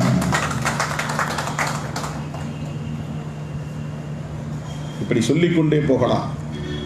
அம்பேத்கர் சட்டம் மனு சட்டத்தை தகர்ப்பதற்கான ஆயுதம். இங்கதான் நீங்க வந்து கவனிக்கணும். ஏன் பிஜேபி நாம் எதிர்க்கிறோம், ஏன் சங் பரிவார்களை எதிர்க்கிறோம் என்றால், அவர்களின் இறுதி இலக்கு, அவனுடைய அல்டிமேட் எய்ம், அவனுடைய அல்டிமேட் டார்கெட் இங்கே இந்து ராஷ்டிரத்தை உருவாக்க வேண்டும், இந்துஸ்தானை உருவாக்க வேண்டும். இந்து ராஷ்டிரத்தை உருவாக்குவதற்கு எது தடையாக இருக்கிறது என்றால் அம்பேத்கர் சட்டம் தான் தடையாக இருக்கிறது. அம்பேத்கர் சட்டம் இருக்கிற வரையில், கான்ஸ்டிடியூஷன் ஆஃப் இந்தியா இருக்கிற வரையில் இந்த மண்ணில் அவர்களுடைய கனவு நனவாக. எனவே இந்து ராஷ்டிரத்தை உருவாக்க துடிக்கிறவர்கள் அம்பேத்கர் சட்டத்தை எப்படி பாதுகாப்பார்கள், எப்படி நடைமுறைப்படுத்துவார்கள்? சமூக நீதியை மறுக்கிறது மனு சட்டம், சமூக நீதியை தருகிறது அம்பேத்கர் சட்டம். சமூக நீதி தான் வயா மீடியா. எதுக்கு? பழமைவாதத்தை தகர்த்து புதிய இந்தியாவை கட்டமைப்பதற்கு, சமத்துவத்தை அந்த இலக்கை அடைவதற்கு. சமூக நீதியின் மூலமாகத்தான் சமத்துவத்தை அடைய முடியும். நேரடியாக சமத்துவத்துக்கு போக முடியாது. இப்போ சோசியல் ஜஸ்டிஸ் இதை நேரடியாக பிஜேபிக்காரனால எதிர்க்க முடியாது. அதனால் அவன் என்ன பண்ணான், எக்கனாமிக்கல் ஜஸ்டிஸ் கொண்டு வந்துட்டான். சோசியல் ஜஸ்டிஸ்க்கு நேர் எதிரானது economical justice. Economical based reservation கூடாது. இதை அன்றைய ஜாம்பவான்கள் விவாதித்து தான் ஒரு முடிவுக்கு வந்தாங்க. பண்டிட் ஜவஹர்லால் நேரு பிரதமராக இருந்த காலத்திலே, அவர்கள் எல்லாம் வெள்ளைக்காரன் ஆட்சி நடந்த காலத்திலேயே கான்ஸ்டிடியூவன்ட் அசம்பிளி என்கிற அந்த அரசியல் நிர்ணய சபை கூட்டத்திலேயே இது பற்றியெல்லாம் விரிவாக விவாதித்து தான் சோசியல் ஸ்டேட்டஸ் என்கிற அடிப்படையில் இந்த சோசியல் ஜஸ்டிஸ் என்கிற கோட்பாட்டை ஏற்றுக்கொண்டார்கள். சமூக ரீதியாக யார் இங்கே ஒடுக்கப்பட்டு இருக்கிறார்களோ, அதிகாரம் மறுக்கப்பட்டு இருக்கிறார்களோ, நிலம் பறிக்கப்பட்டு இருக்கிறார்களோ, ஆயுதமற்ற நிராயுதபாணிகளாக மாற்றப்பட்டு இருக்கிறார்களோ, அவர்கள் மேம்படுவதற்காக அவர்களின் சமூக தகுதி உயர்கிற வரையில் அவர்களுக்கு ஒரு முன்னுரிமை தர வேண்டும் என்பதுதான் சமூக நீதியின் அடிப்படை. பிரிஃபரன்ஷியல் ரைட், அது ஒன்றும் பிச்சை போடுவதல்ல, பரிதாபம் பார்த்து கொடுப்பதல்ல. அது பிரிஃபரன்ஷியல் ரைட், ஒரு முன்னுரிமை. அதுதான் சோசியல் ஜஸ்டிஸ். இப்ப நேரடியாக அதை எதிர்க்க முடியல. அம்பேத்கர் நேரடியாக எதிரின்னு சொல்ல முடியல. அதனால அம்பேத்கர் ஜெயந்தியை கொண்டாடிக்கிட்டே அம்பேத்கர் எழுதிய சட்டத்துக்கு வேட்டு வைத்து பார்க்கிறார்கள். அவர்களால் அந்த நிலைப்பாட்டில் இருந்து ஒருபோதும் மாற முடியாது. இந்து ராஷ்டிரம் அமைக்க வேண்டும் என்கிற கனவுதான் அவர்களின் ஒரே கனவு. அதற்கு தடையாக இருப்பது அரசமைப்பு சட்டம் தான். அந்த அரசமைப்பு சட்டத்தை தூக்கி எறிந்துவிட்டு மறுபடியும் அவர்கள் என்ன சட்டத்தை கொண்டு வர வேண்டும் என்று விரும்புகிறார்கள்? பழைய சோசியல் ஆர்டர், சமூக ஒழுங்கு, பிராமணர்கள், சத்திரியர்கள், வைசியர்கள், சூத்திரர்கள் என்று வருடாசிரம அடிப்படையிலே ஒரு சமூக ஒழுங்கை இங்கே மறுபடியும் கட்டமைக்க முடியாது என்றாலும் கூட இந்த பிறப்பின் அடிப்படையிலான உயர்வு தாழ்வை தக்க வைக்க வேண்டும். நீதான், நான் தான். உழைக்கிறவன் உழைத்துக் கொண்டே இருக்க வேண்டும், மாடு மேய்க்கிறவன் மாடு மேய்த்துக் கொண்டே இருக்க வேண்டும், ஆடு மேய்க்கிறவன் ஆடு மேய்த்துக் கொண்டே இருக்க வேண்டும், மீன் பிடிக்கிறவன் மீன் பிடித்துக் கொண்டே இருக்க வேண்டும், தறி நெய்கிறவன் தறி நெய்து கொண்டே இருக்க வேண்டும், கக்கூஸ் கழுவுகிறவன் கக்கூஸ் கழுவி கொண்டே இருக்க வேண்டும், குழி புதைக்கு தோண்டுகிறவன் குழி தோண்டிக் கொண்டே இருக்க வேண்டும், பறை அடிக்கிறவன் பறை அடித்துக் கொண்டே இருக்க வேண்டும். இந்த தொழில் முறையில் மாற்றம் நிகழக்கூடாது. இது நிகழ்ந்தால் சோசியல் ஆர்டர் பாழ்பட்டு போயிடும். அதுக்கு யார் ஆள்? திருமாவளவன் படிக்க வந்துட்டான், திருமாவளவனோடு அவனுடைய சகாக்கள்லாம் படிக்க வந்துட்டாங்கன்னா ஊரில் இங்கே போய் யார் இப்போ அந்த வேலைகளை விவசாய கூலி தொழில வேலை செய்கிறது யார்? அது இல்லை. இப்போ அவனுக்கு அது ஒரு பெரிய கவலையாக இருக்குது. எதிர்காலம் எப்படி போகுங்கிற கவலையாக இருக்குது. இந்த சமூக ஒழுங்கு சிதைந்து கொண்டு இருக்கிறது என்பது கவலையாக இருக்கிறது. ஆகவே எப்படியாவது அதை ரெட்ரீவல் பண்ணணும், அதை மறுபடியும் மீட்கணும், அந்த சோசியல் ஆர்டரை கொண்டு வரணும், அதை தக்க வைக்கணும். அதுக்காக அவன் பல உத்திகளை கையாளுகிறான். அம்பேத்கர் ஜெயந்தியை கொண்டாடுகிற காரணத்தினாலேயே அம்பேத்கர் இயக்கங்களை சார்ந்தவர்கள் எல்லாம் அந்த கும்பலின் மாய்மாட ஜால வித்தைக்கு மயங்கி போய் கொண்டிருக்கிறார்கள். போலீஸ்காரன் நம்மளை கைது பண்ணுறவர்களும் நல்லா தான் பேசிகிட்டே இருப்பான், ரிமாண்ட் பண்ணுறவர்களும் நல்லா பேசுவான், சோறு வாங்கி கொடுப்பான், குடும்பத்தை விசாரிப்பான். அதனால் அவன் நோக்கத்தை அவன் விட்டுருவானா? நம்ம ஆளுங்க நல்லா நம்மளை பார்த்தோன்னே சல்யூட் அடிக்கிறாரு இன்ஸ்பெக்டர், நம்மளை பார்த்து சிரிக்கிறாரு, வாங்க தோழருங்கிறாரு, வாங்க அண்ணங்கிறாரு. அப்படி இவனே போய் ட்ராப்பில் மாட்டிக்குவான். இங்கே வந்துட்டு போகும்பாரு, போய் மாட்டிக்குவான். வந்துட்டு போங்க, ஸ்டேஷன் வரல வந்துட்டு போங்க. அவருக்கு ஒரு ஹிடன் அஜெண்டா இருக்கும், இவனுக்கு அது தெரியாது. அவர் சிரிக்கிறத பார்த்து ஏமாந்து போயிடுவான். அப்படிதான் நிறைய போலீஸ் பிடிப்பாங்க. எக்யூ பிராஞ்செல்லாம் அப்படிதான், எல்லா உளவுத்துறையும் அப்படிதான் பண்ணுவாங்க. திருமாவளவன் எங்கே போகிறாருன்னு கண்டுபிடிக்கணும்னா திருமாவளவன் கூட இருக்கிறவன நட்பாக வச்சுக்கிறது, அவரை தோழருங்கிறது, அவரை அண்ணங்கிறது, அவரை தம்பிங்கிறது. இவர் அண்ணனா இப்போ தான் நான் பேசினேன், அவர் அங்கே தங்கியிருக்கிறாரு, இங்கே தங்கியிருக்கிறாரு, அண்ணன் நம்பர் வேணுமா இருந்தால் வாங்கிக்கோங்க. இப்படித்தான் பிஜேபிக்காரன் இன்னைக்கு தலித் தலைவர்கள் பூரா ஏமாத்திட்டு தான். அம்பேத்கர் ஜெயந்தி கொண்டாடினா அவங்க அம்பேத்கரிய ஆதரவாளர்கள் ஆயிட முடியுமா? எந்த காலத்திலும் ஒட்டாது. அம்பேத்கரின் ஒரே பகை சனாதனம். அம்பேத்கரின் பகைவர்கள் சனாதன சக்திகள். அம்பேத்கர் சமத்துவத்தை நிலைநாட்ட போராடிய ஒரு போராளி, அவர்கள் சமத்துவத்திற்கு எதிரானவர்கள். இந்த அடிப்படையில் தான் நமக்கு விமர்சனம். வேற என்ன தனிப்பட்ட முறையில் அவங்களுக்கு நமக்கு என்ன பிரச்சனை? இலகணேசனை பார்த்தா வணக்கம் தான் சொல்கிறேன். அண்ணன் நம்ம முன்னாள் அமைச்சர் பொன்னாரை பார்த்தா வணக்கம் சொல்கிறேன். இங்கே கூட நாளைக்கு வந்தால் கூட நம்ம வரவேற்று உட்கார வச்சு நம்ம பேசத்தான் செய்வோம், அது வேறு. ஆனால் அங்கொன்றும் இங்கொன்றும் நம்ம பேசுறத ஒட்டி வெட்டி இதே வேலையா சில பேர் 2 ரூபாய்க்கு கமெண்ட் போடுறவங்களா இருக்கான், நியூஸ் போடுறவங்களா இருக்கிறான். என்னை திட்டி ஒரு வார்த்தை போட்டால் அவனுக்கு 2 ரூபா அக்கௌண்ட்ல போயிடும். சோசியல் மீடியாவில் கூலிப்படை எல்லாத்துலையும் உருவாயிட்டான். சோசியல் மீடியாவிலும் கூலிக்கும் உருவாயிட்டான். கருமாதி ராமன் ஒருத்தர் இருக்கிறான். கருமாதி ராமன் அவன் வேலையே இந்த 2 ரூபாய்க்கு வேலை செய்தான்.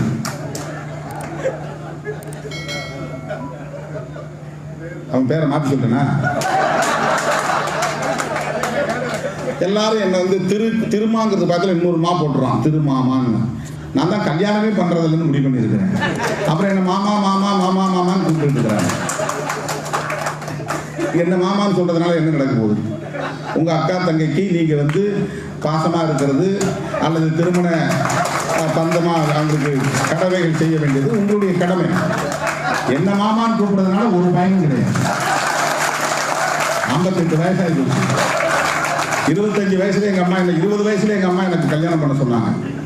நான் வேண்டாம், படிக்கணும், வேலைக்கு போகணும். விடுதலை புலிகளோட நெருங்கி பழகுகிற வாய்ப்பு கிடைத்தது, போராளிகளோடு நெருங்கி பழகுகிற வாய்ப்பு கிடைத்தது. சமூகத்திற்காக நாம் ஒருவராவது முழுமையாக ஒப்படைத்துக் கொள்ள வேண்டும் என்கிற உணர்வு எனக்கு மேலோங்கியது. நான் வேலை செஞ்சுட்டு இருக்கேன். என்ன திட்டுறான் திருமாமான். மாமான் கூப்பிடுறது நல்லதுதான். நேருவே மாமான் கூப்பிட்டுருவான், அது ஒன்றும் பிரச்சனை இல்லை. அவன் என்ன நோக்கத்தில் மாமான்னு சொல்றான்னு தெரியல, அதனால சொல்றேன். என்ன கொள்கைக்கு கொள்கையை பேசு, கோட்பாட்டுக்கு கோட்பாட்டை பேசு. நான் பேசுற அம்பேத்கர் பேசினதான் நான் பேசுறேன், பெரியார் பேசினதான் நான் பேசுறேன். எனக்கு இன்னும் புதிய கருத்து ஒன்றும் கிடையாது. 1927 மனுஸ்மிருதியை கொடுத்திருக்கிறார் புரட்சியாளர் அம்பேத்கர் அவர்கள். ஏன் கொடுக்கிறார் என்பதை மோடி சொல்லட்டும். நீ அதுக்கப்புறம் அம்பேத்கர் மாலைக்கு சிலை போடு, சிலைக்கு மாலை போடு. இல்லைன்னா சிலைக்கு மாலை போடாத, உனக்கு யோகியதை கிடையாது. புரட்சியாளர் அம்பேத்கர் அவர்கள் 1927 டிசம்பர் 25ஆம் தேதி மனுஸ்மிருதியை ஏன் கொடுக்கிறார், அதற்கு நீ விடை சொல்லிட்டு மாலை போடு. அம்பேத்கர் சிலைகிட்ட வா, நாங்களே வரவேற்கிறோம். அவர் செஞ்சதை நான் செய்யணும்னு நினைக்கிறேன். இன்னைக்கு அண்ணன் இல்லைன்னா அங்கே கொளுத்திருப்பேன், நான் அம்மா கலையரசி இல்லைன்னா கொளுத்திருப்பேன். ஏன்னா அது அவர் செய்து அவர் ஊட்டிய தீன்னு எங்கள் கையில் இருக்குன்னு சொல்ல வேண்டிய தேவை இருக்கு. ஆனால் இவங்களை நம்ம வச்சுக்கிட்டு செய்யக்கூடாது. நம்முடைய விருந்தினர்களாக மேடைக்கு வந்திருக்கிறாங்க. இது யாருக்கு எதிராக இல்லை, ஒரு கோட்பாட்டுக்கு எதிராக. உள்ளபடியே ஒரு சமத்துவத்தை நிலைநாட்ட வேண்டும் என்கிற நல்லெண்ணத்தின் அடிப்படையில் தான் சொல்றோம். நமக்கு வேற என்ன கடவுளை பற்றிய கவலையும் இல்லை, வேறு எந்த பிரச்சனையை பற்றியும் நமக்கு கவலை இல்லை. யாரையும் தனிப்பட்ட முறையிலே நமக்கு எந்த பகையும் கிடையாது. நீங்க இந்த மதத்தை காப்பாற்றணும்னா, உலகம் முழுக்க கொண்டுட்டு போகணும்னா, இதெல்லாம் கொஞ்சம் தயவுசெய்து சுய விமர்சனம் செய்யுங்க. ஏன் இது உலகத்தில் திருமாவளவன் சொல்றதுல என்ன தப்பு இருக்கு? இந்தியாவை தாண்டி இன்னொரு நாட்டில் ஒரு குடிமகன், அந்த நாட்டின் குடிமகன் இந்த மதத்தை ஏற்றுக்கிட்டான்னு நீ இலங்கையில் யாராவது ஒருத்தனை காட்டு, தமிழனை தவிர. தமிழன் இந்துவா இருப்பான், அவன் பூர்வீக குடி நடுவில் தண்ணி பூத்துச்சு உள்ள, அதனால அவன் வேற போயிட்டான், நான் வேற போயிட்டோம். கடல் கோள் நடந்ததுனால லெமுரியா கண்டம் போயிடுச்சு, கீழே துண்டாகி போச்சு அந்த நிலம். நம்மோடு இருந்தவன் தான். வேற எங்கேயாவது நீ சொல்லுங்க, ஏன் இல்லை? இஸ்லாத்தை ஏற்றுக்கொள்ளுகிற மனப்பக்குவம் ஒருத்தனுக்கு இருக்கு, கிறிஸ்தவத்தை ஏற்றுக்கொள்ளுகிற மனப்பக்குவம் இருக்கு என்கிற போது இந்து மதத்தை ஏற்றுக்கொள்வதற்கு எது தடையாக இருக்கிறது என்று நீ கண்டுபிடிக்க வேண்டாமா? அதை உணர வேண்டாமா? அம்பேத்கரும் பெரியாரும் இந்துக்களாக இருந்த நிலையில் தானே அதை விமர்சனம் செய்தார்கள். பெரியார் நான் இதை விட்டு வெளியே போயிட்டேன்னா இதை பேச முடியாதையான்ட்டு போகல. அம்பேத்கர் வாக்குறுதி கொடுத்ததுனால ஏழோ மாநாட்டை பேசும்போது சொல்றார் 1931, நான் பிறக்கும்போது ஒரு இந்துவாக பிறந்திருக்கலாம், ஆனால் ஒரு இந்துவாக சாக மாட்டேன் என்ற ஒரு உறுதிமொழியை ஏற்றுக்கொண்டார். அதனால அவர் பௌத்தத்தை தழுவினார். அப்ப கூட அவர் சொல்றாரு விளக்கம், நான் எல்லாத்தையும் படிச்சு பார்த்தேன். இயேசு நான் தேவகுமாரன்கிறாரு, கடவுளுடைய பிள்ளைங்கிறாரு. நபிகள் நாயகம் நான் கடவுளுடைய தூதர் அப்படின்னு சொல்றாரு, நான் தான் கடைசி தூதன் சொல்றாரு. கிருஷ்ணனை பார்த்தேன், கிருஷ்ணன் கடவுளுடைய பிள்ளைன்னு சொல்லல, கடவுளுடைய தூதர்னு சொல்லல, கடவுளுக்கே கடவுள்னு சொல்றாரு. தேவாதி தேவன், நான் கடவுளுக்கே கடவுள் அப்படின்னு சொல்றாரு. இதெல்லாம் நான் ஒப்பிட்டு பார்த்தேன். கௌதம புத்தர் ஒருத்தர் தான் கடவுளை பற்றியும் பேசல, சாத்தானை பற்றியும் பேசல, மானுட நெறியை, மனித கூட ஒழுக்கத்தை பற்றி மட்டும் பேசுகிறாரு. கடவுளை பற்றி அவர் கவலையப்படலை. அதனால முன்னோர்கள் இந்த மதத்தில் தான் இருந்திருக்கிறாங்க. நாகர்கள் பற்றி சொன்னாங்க இல்லையா, அம்பேத்கர் அதை சொல்றாரு. இந்தியா முழுவதும் பரவி வாழ்ந்தவர்கள் நாகர்கள், நாகர்கள் வேறு யாரும் இல்லை, திராவிடர்கள், திராவிடர்கள் வேறு யாரும் இல்லை, இன்றைய தமிழர்கள் என்று புரட்சியாளர் அம்பேத்கர் அவர்கள் தன்னுடைய ஆய்வில் ஒப்புக்கொள்கிறார். இந்தியா இல்லைன்னா எப்படி எங்க நாகாலாந்துன்னு ஒரு ஊருக்கு பேர் வந்திருக்க முடியும்? இங்க எப்படி நாகர்கோயில்னு ஒரு ஊருக்கு பேரு, அங்க நாகபுரின்னு நாக்பூர் மகாராஷ்டிர மாநிலத்தில் இருக்குது. இல்ல, நாகர்கள் வாழ்ந்த தேசம் இந்த தேசம். நாகர்கள் பேசிய மொழி தமிழ் மொழி. அது வடமொழி கலப்பிலே தமிழை திரமிழர் என்று அழைத்தார்கள். அதுதான் திராவிடர் என்று மாறியது. திராவிடர்கள் வேறு யாரும் இல்லை, அவர்கள் தான் நாகர்கள். நாகர்கள் வேறு யாரும் இல்லை, அவர்கள் தான் தமிழர்கள் என்கிற ஒரு புரிதலை புரட்சியாளர் அம்பேத்கர் கொண்டிருந்தார். எது நம்ம இட்டுக்கட்டி பேசல, அவர் சொன்னது, அவருடைய கருத்து. மொழி தொடர்பாக அவர் சிந்தித்திருக்கிறார். தேசிய இனம் குறித்து அவர் பேசியிருக்கிறார். கௌதம புத்தரையும் காரல் மார்க்ஸையும் கூட அவர் ஒப்பிட்டு பார்க்கிறார். ஆகவே பௌத்தத்தை ஏற்கிறார். எனவே இந்த மதத்தை யாரும் காழ்ப்புணர்ச்சி கொண்டு உள்நோக்கத்தோடு விமர்சிக்கக்கூடிய நிலை இல்லை. இந்த சமூகத்தில் நிலவுகிற சமத்துவமின்மையை விமர்சிக்கிறோம். அதன் பெயரால் நடக்கிற கொடுமைகளை விமர்சிக்கிறோம். அந்த கொடுமைகளை களைய வேண்டிய பொறுப்பு உங்களுக்கு இருக்கிறது. ஆனால் மோடிக்கும் அமித்ஷாவுக்கும் இதை பயன்படுத்தி வாக்குகளை பொறுக்க வேண்டும் என்பதுதான் அவர்களின் நோக்கமாக இருக்கிறது. இந்த மக்களுக்கு மத்தியில் இருக்கக்கூடிய முரண்பாடுகளை, இடைவெளிகளை பயன்படுத்திக் கொள்ள வேண்டும். சொல்ல போனா அரசியல்ல ஆன்மீகத்தை கலக்கக்கூடாது. அதை இந்து சமூகத்தை சார்ந்த பெரியவர்கள், ஏண்டா நீ இந்து மதத்தை பற்றி பேசுற, அதனாலதான் இந்து மதம் விமர்சிக்கப்படுதுன்னு அவங்க தடுக்கணும். மோடியும் அமித்ஷாவும் இந்து மதத்தை அரசியலுக்கு பயன்படுத்தாங்க. அரசியல் வேறு அப்படின்னு சொல்லணும். இந்தியாவில் உள்ள கட்சிகள், எந்த கட்சிகளாவது மதம் சார்ந்த பிரச்சனைகளை பேசுறாங்களா? கம்யூனிஸ்டுகள் மதம் சார்ந்த பிரச்சனைகளை பேசுறாங்களா? அதை சொல்லி ஓட்டு கேட்கறாங்களா?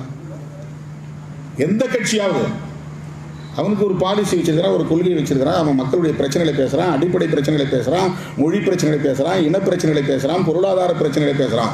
இவன் எப்ப பார்த்தாலும் ராமருக்கு கோவில் கட்டணும், வேல்முருகன், தமிழ்நாட்டை பொறுத்தவரை முருகனுடைய வேலை எடுக்கணும், இதைத்தான் நீ பேசுற. என்னைக்கு நீ ஜிஎஸ்டி பற்றி பேசியிருக்கிற, பணமதிப்பை பற்றி பேசியிருக்கிற, அல்லது காவிரி நீர் ஆற்று பிரச்சனை பற்றி பேசியிருக்கிற, அல்லது ஷேல், மீத்தேன் போன்ற வாயு எடுப்பது பற்றி என்னைக்காவது பேசியிருக்கிற, 8 வழிச்சாலை பற்றி என்னைக்காவது பேசியிருக்கியா, சுற்றுச்சூழல் பாதுகாப்பை பற்றி என்னைக்காவது பேசியிருக்கிறியா, மணல் கொள்ளையடிக்கிறது பற்றி என்னைக்காவது பேசியிருக்கிறியா, ஊழலை பற்றி கூட என்னைக்காவது நீ பேசியிருக்கிறியா? எந்த ஒரு மக்களுடைய அடிப்படை பிரச்சனை பேசியிருக்கிற? எப்ப பார்த்தாலும் மதம் சாதி, மதம் சாதி, இதுதான் நீ பேசுற. இதுதான் அரசியல். பாபர் மசூதிக்கு எதிரான, முஸ்லிம் மக்களுக்கு எதிரான ஒரு வெறுப்பு அரசியலை விதைத்து ஆட்சிக்கு வந்துட்ட. அப்ப அவன் என்ன நினைக்கிறான்னா, இந்துக்களுக்கு இந்து உணர்வை ஊட்டி ஓட்டை பொடுங்கி ஆட்சிக்கு வரணும். அதான் நோக்கம். இந்து மக்களை காப்பாற்றுவது நோக்கம் இல்லை. போஸ்ட் மெட்ரிக் ஸ்காலர்ஷிப் இல்ல. விடுதலை சிறுத்தைகள் தான் இந்தியாவிலேயே போராடிய ஒரே கட்சி. அது மோடி கவனத்துக்கு போச்சே என்னவோ தெரியல. திடீர்னு SC/STக்கு 50,000 கோடி 5 வருஷத்துக்கு அலாட் பண்ணியிருக்கிறார். ஏன்னா நம்ம சொன்ன படிப்புக்கு எதிராக இருக்கிறான், கல்விக்கு எதிராக இருக்கிறான். கொட்டுகிற மழையில் இந்தியா முழுவதும் வேறு எந்த அரசியல் கட்சியும் போராட்டம் நடத்தவில்லை. தமிழ்நாட்டில் விடுதலை சிறுத்தைகள் கட்சி மட்டும்தான். நான் நிர்மலா சீதாராமன் போய் மனு கொடுத்தேன். ஏன் போஸ்ட் மெட்ரிக் ஸ்காலர்ஷிப் OBCக்கு நிறுத்துறீங்க, மைனாரிட்டிஸ் நிறுத்துறீங்க, SC/STக்கு நிறுத்துறீங்க, அதை ரிலீஸ் பண்ணுங்க. போஸ்ட் மெட்ரிக் ஸ்காலர்ஷிப் நிறுத்தப்படுவதால் இந்துக்கள் பாதிக்கப்படவில்லையா? நீட் தேர்வு நடத்தப்படுவதால் இந்துக்கள் பாதிக்கப்படவில்லையா? புதிய வேளாண் சட்டங்கள் கொண்டு வந்திருப்பதால் இந்துக்கள் பாதிக்கப்படவில்லையா? GST வரி விதிப்பால் இந்துக்கள் பாதிக்கப்படவில்லையா? பணமதிப்பு இழப்பு நடவடிக்கை எடுத்ததால் இந்துக்கள் பாதிக்கப்படவில்லையா? பெரும்பான்மை சமூகம் இந்து சமூகம் தானே. ஆகவே இந்த சட்டங்களால் ஏற்படுகிற பாதிப்புகளில் பெரும்பான்மை இந்துக்கள் தானே பாதிக்கப்படுவார்கள். வேளாண் சட்டங்கள் கொண்டு வருவதால் 2 விளைவு நடக்கும். உடனடி விளைவு ஒன்று, தொலைதூர விளைவு ஒன்று. உடனடி விளைவு என்னன்னா, ஆன்லைன் வணிகம் ஜோரா நடக்க போகுது. அந்த சட்டம் வந்துச்சுன்னா யார் வேணாலும் கொள்முதல் பண்ணலாம், யாரு எவ்வளவு வேண்டுமானாலும் சேமித்து வைக்கலாம். இது யாருக்காக? அதானிக்காக, அம்பானிக்காக. இப்போ அவன் ஆன்லைன்ல அமேசான்ல நீ எனக்கு 2 கிலோ பருப்பு வேணும்னு கேட்டா உடனே கொண்டு வந்து கொடுக்கணும். பருப்பு ஸ்டாக்ல இருந்தால் தான் கொடுக்க முடியும். எனக்கு அரிசி வேணும்னு கேட்டா அரிசி உடனே கொண்டு வந்து அவன் கொடுக்கணும். ஆன்லைன்ல அரிசி ஸ்டாக்ல இருந்தால் தான் கொடுக்க முடியும். அப்போ ரெகுலரா ஸ்டாக்ல இருந்துகிட்டே இருக்கணும். அதுல தட்டுப்பாடே வரக்கூடாது. தட்டுப்பாடு வராமல் இருக்கணும்னா கொள்முதல் தாராளமாக நடக்கும். யார் இந்த கொள்முதலை செய்யணும்? அரசாங்கம் செய்யக்கூடாது, தனியார் செய்யணும். அப்போ தான் ஆன்லைன் வணிகம் நடக்கும். அப்போ ஆன்லைன் வணிகம் எதிர்காலத்திலே வெற்றிகரமாக நடப்பதற்கு, உடனடியாக விரைவாக நடப்பதற்கு, தட்டுப்பாடின்றி நடப்பதற்கு அவன் தாராளமான கொள்முதல் கொள்கையை கொண்டு வருகிறான். தனியார் எங்கு வேண்டுமானாலும் எந்த மூலை முடுக்க வேண்டுமானாலும் கொள்முதல் செய்யலாம்.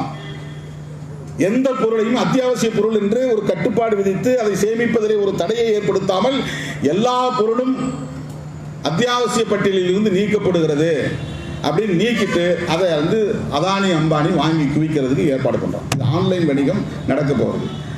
தொலைதூரம் நம் கண்ணுக்கு தெரியாமல் என்ன நடக்க போகுதுன்னா, பிடிஎஸ் என்கிற பப்ளிக் டிஸ்ட்ரிபியூட் சிஸ்டம், அந்த பொது விநியோக திட்டம் காணாமல் போயிடும். அது வெற்றிகரமாக நடக்கணும்னா அரசாங்கம் கொள்முதல் பண்ணணும். அரசாங்கம் கொள்முதல் பண்ணணும்னா அரசாங்கத்தினுடைய குடோன் இருக்கணும். எல்லா இடங்கள்லையும் அரசாங்கத்தினுடைய குடோன் இருக்கணும்னா எஃப்சிஐ இருக்கணும். இதெல்லாம் மூட போகிறோம். அரசாங்கமே கொள்முதல் பண்ணாதுன்னா அப்புறம் எங்கேருந்து உங்களுக்கு வந்து பிடிஎஸ் இருக்கும்? எப்படி ரேஷன் கடையை கொண்டாந்து நீ பொருளை வைப்ப, அரிசி கொண்டாந்து வைப்ப, வேற சர்க்கரை கொண்டாந்து வைப்ப, இந்த பொருள்லாம் கொண்டு வந்து வைக்கிறது எப்படி முடியும்? அரசாங்கம் கொள்முதல் பண்ணாதானே முடியும். அரசாங்கம் கொள்முதல் பண்ணாத நிலையை இவன் உருவாக்குகிறான். அதனுடைய பொருள் என்னன்னா, எதிர்காலத்தில் வந்து பிடிஎஸ் ஒழிக்கணும், ரேஷன் கடையில் ஒழிக்கணும். உலகமயமாதல் கோட்பாட்டில் இந்த இனாம் கொடுக்கிற திட்டம் சர்வீஸ், அதாவது பணம் கொடுத்து வேலை வாங்கக்கூடிய திட்டங்கள்லாம் கைவிடணும். பள்ளிக்கூடம்னா உனக்கு செலவு அரசாங்கத்துக்கு, பள்ளிக்கூடத்தை நீ நடத்தாத, தனியார்ட்ட கொடுத்துரு. எதெல்லாம் செலவு துறைகளோ அந்த துறையெல்லாம் தனியார் மயமாக்கிறது. அதுதான் பிரைவேட்டைசேஷன்ல முக்கியமான கோட்பாடு. பிரைவேட்டைசேஷன்ல அரசாங்கம் வந்து வசூலிச்சு அதை செலவாக கொடுக்கக்கூடாது. அரசு ஊழியர்களுக்கு 70% சம்பளம் கொடுக்குறோம், 80% சம்பளம் கொடுக்குறோம், வாத்தியாருக்கு 1 லட்சத்துக்கு மேல சம்பளம் கொடுக்குறோம். இது என்ன, எங்களுக்கு வருமானத்துக்கு ஆட்சி நடத்துறது ஒண்ணுமே இல்லை, கடன் வாங்குறோம்ன்றான். உலக வங்கியில கடன் வாங்குறோம், IMFல கடன் வாங்குறோம்ன்றான்.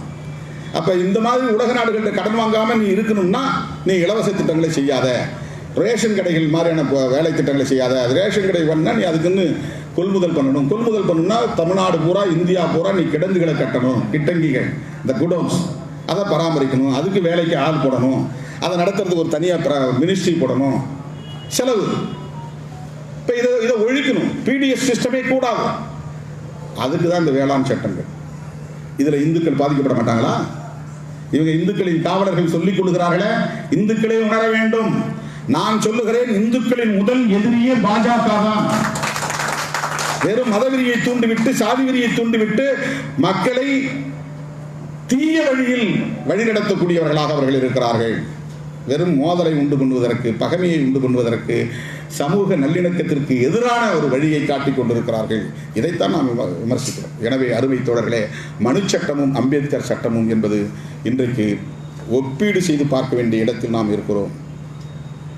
மனு சட்டமா அம்பேத்கர் சட்டமா, மனுவா அம்பேத்கரா? இதுதான் இன்றைக்கு இந்தியாவில் நடந்து கொண்டிருக்கிற டிபேட். இப்படித்தான் இந்த உரையாடல் தான் கூர்மைப்படுத்தப்பட வேண்டும். அப்பதான் சமூகத்தில் மாற்றம் நிகழும். மனுவா அம்பேத்கரா, மனு சட்டமா அம்பேத்கர் சட்டமா, சமூக நீதியா மனு நீதியா? இந்த கேள்விகளுக்கு விடை தேடுகிற போது பிஜேபியா பிசிகேவா என்கிற உரையாடல் தான் இங்கே நிகழும் என்கிற நிலை இருக்கிறது. அதைத்தான் நாம் ஒரு கூட்டத்திலே வெளிப்படையாக சொன்னோம். கோட்பாட்டு ரீதியாக விவாதிப்போம். வாருங்கள் தோழர்களே. அருவருப்பான நடைகளில் விமர்சிப்பதை கைவிடுங்கள். நாராச நடைகளை கைவிடுங்கள். நாகரிகமாக கோட்பாடு ரீதியாக பேசும். அப்படி பேசுவதன் மூலம் உங்கள் மதத்துக்கு ஒரு பாதுகாப்பு. இதில் உள்ள இந்த குறைபாடுகளை எல்லாம் கலைந்து விட்டால் ஒரு பாதுகாப்பு இருக்கும். எங்களால் ஒரு நல்லது நடக்கட்டும். எங்கள் மூலம் புரட்சியாளர் அம்பேத்கரின் வாரிசுகளின் மூலம், தந்தை பெரியாரின் வாரிசுகளின் மூலம், கொள்கை வாரிசுகளின் மூலம் உங்களுக்கு ஒரு புண்ணியம் சேரட்டும். இப்படித்தான் உங்கள் மொழியிலே நாங்கள் சொல்ல முடியும். வேறு எந்த ஒரு கெட்ட எண்ணமும் கேடான சிந்தனையும் இந்து சமூகத்திற்கு எதிரான போக்கும் எம்மிடத்தில் இல்லை. அதனால்தான் நாங்கள் அதை சொல்ல வேண்டியிருக்கிறது. எங்கள் கட்சியில் 90% இந்துக்கள் தான், திமுகவிலே 90% இந்துக்கள் தான், கம்யூனிஸ்ட் கட்சிகளிலே 90% இந்துக்கள் தான். ஏனென்றால் இந்த தேசத்திலே 90% இந்துக்கள் தான். உங்கள் பார்வையில் சொல்ல போனா ஒப்பீடளவில் பார்த்தா ரொம்ப கரெக்டாக புள்ளி வர சொன்னால் அவங்க சிறுபான்மை தான். பௌத்தர்களின் எண்ணிக்கை, கிறிஸ்தவர்களின் எண்ணிக்கை, இஸ்லாமியர்களின் எண்ணிக்கை, பார்சிகளின் எண்ணிக்கை, இதெல்லாம் கணக்கு பண்ணி பார்த்தா ஷெட்யூல் காஸ்ட் ஷெட்யூல் ட்ரைப்ஸும் மைனஸ் பண்ணிட்டா சிறுபான்மை நீ தான் சிறுபான்மை. அந்த சிறுபான்மைங்கிறது வந்துடக்கூடாதுங்கிறது தான் எஸ்சி எஸ்டியை வந்து இந்த லிஸ்ட்டில் சேர்த்து வச்சுக்கிட்டே இருக்கிறான். 1901 எடுத்த முதல் மக்கள் தொகை கணக்கெடுப்பில் இந்துக்கள், இஸ்லாமியர்கள், சீக்கியர்கள், பார்சிகள் என்று மதவாரியாக எடுத்து வருகிற போது எஸ்சி எஸ்டியும் தனியாக தான் எடுத்தான். ஏன் எஸ்சி எஸ்டியை தனியாக எடுத்தான்? மக்கள் தொகை கணக்கெடுப்பில் இவன் இந்துவாக இருந்திருந்தா அவன் ஏன் இவங்களை தனியாக எடுக்கிறான்? அவர்னாஸ் பஞ்சமர்கள் என்று சொல்லுவது 5ஆம் சாதி என்று பொருள் அல்ல. அடிநிலையில் 5ஆம் நிலையில் கிடக்கிற அடிநிலை சாதி கிடையாது. இந்த 4 வர்ணத்துக்கு எதிராக இருக்கிறவன் எதிர்நிலை சாதி, அடிநிலை சாதி அல்ல. புரிஞ்சுங்க. 4 பேர் நீ 4 வர்ணம் சொல்லிட்டு சாதிய கட்டமைப்பை ஏற்றுக்கிற, நான் இந்த வர்ணாசிரம அமைப்பு முறையை எதிர்க்கிறேன், சாதிய கட்டமைப்பு முறையை எதிர்க்கிறேன் என்று எதிரே நிற்கிற எதிர்நிலை சமூகம், அடிநிலை சமூகம் கிடையாது. அப்படின்னா பஞ்சவர்ணம் தான் சொல்லியிருப்பான், சதுர்வர்ணம் சொல்ல மாட்டான். அதை நேற்று இந்த இடத்துல சொல்லும்போது நாம நடத்தின கிறிஸ்துமஸ் விழா யாரும் பாதிரிமார்கள் நடத்தின விழா இல்லை, அல்லது பிஷப்புகள் நடத்தின விழா இல்லை. அதில் நான் என்ன சொன்னேன்னா, கிருஷ்ண பகவானே நான் தான் இந்த 4 வர்ணத்தையும் படைத்தேன் அப்படின்னு சொன்னதா சொல்கிறாங்க. அதை இப்போ அவங்க என்ன டிஃபைன் பண்ணுறாங்கன்னா, குணம் கர்மம் இதை அடிப்படையாக வைத்து தான் சொன்னார். பரப்பை அடிப்படையாக வைத்து சொல்ல, குணம் என்பதே பிறப்பின் அடிப்படையில் இருந்து வர்றதான். அதனால தான் அதை பிரிச்சே சொல்கிறாங்க.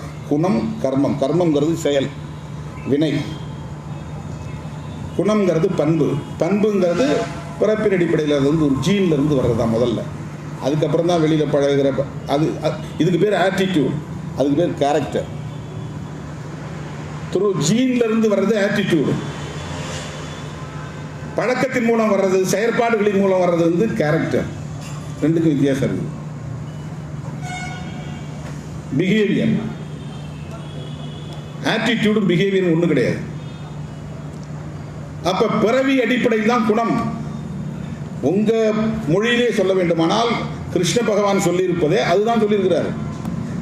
குணம் கர்மம் ரெண்டின் அடிப்படையில் தான் இந்த 4 வர்ணத்தை படைத்தேன் அப்படின்னு அவர் சொல்றாரு. 4 வர்ணத்தை படைத்தார் அப்படிங்கிறது உண்மைதானே? சதுர்வர்ணத்தை இங்க உருவாக்கினார்ங்கிறது உண்மைதானே? சதுர்வர்ணம் சமமின்மையாக இருக்கிறது என்பது தானே இங்கு பிரச்சனை, அதுதானே டிபேட். எந்த சாதியுமே சமம் இல்லையே. இந்த சமூக கட்டமைப்பில் பிராமணர்கள் மட்டும்தான் உயர்ந்தவர்கள், மற்ற அத்தனை பேருமே அவங்களுக்கு கீழானவர்கள் தான். அருமை தோழர்களே, நான் 90களின் தொடக்கத்தில் சொல்லுவேன், பார்ப்பனியத்திற்கு ஒரு விளக்கம் சொல்லும் போது சொல்லுவேன், வஞ்சகத்தால் வளைப்பதும் வன்முறையால் ஒடுக்குவதும் பார்ப்பனியம் என்று. வஞ்சகத்தால் வளைப்பதும், நம்ம அவனுக்கு ஈல்டாகி போறதா இருந்தா வாங்க தோழர், அண்ணன், தம்பி, இந்த மந்திரி பதவி, இந்த உனக்கு இந்த கோரிக்கை செய்யறேன் அப்படின்னு வஞ்சகத்தால் வளைச்சு போடுவான். அந்த வஞ்சகத்தால் வளைக்க முடியலன்னா வன்முறையால் ஒடுக்குவான்.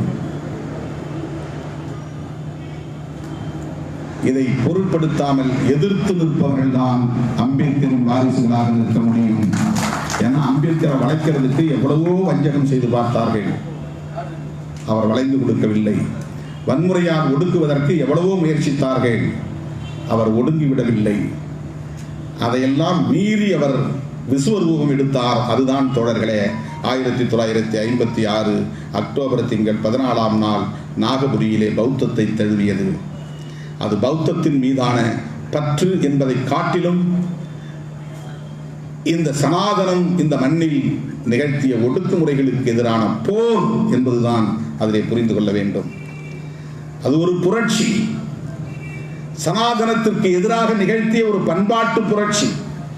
அதற்கு அவர் எங்கே தொடங்கிய மூலம் என்றால் 1927 முதலாக இந்த நூலை தீயிட்டு கொளுத்தினாரே, அங்குதான் தொடங்குகிறது அந்த மூலம், அந்த முதல் ஆதி மூலம் என்பது. அருமை தோழர்களே, அந்த நாளைத்தான் நாம் இன்றைக்கு நினைவு கூறுகிறோம்.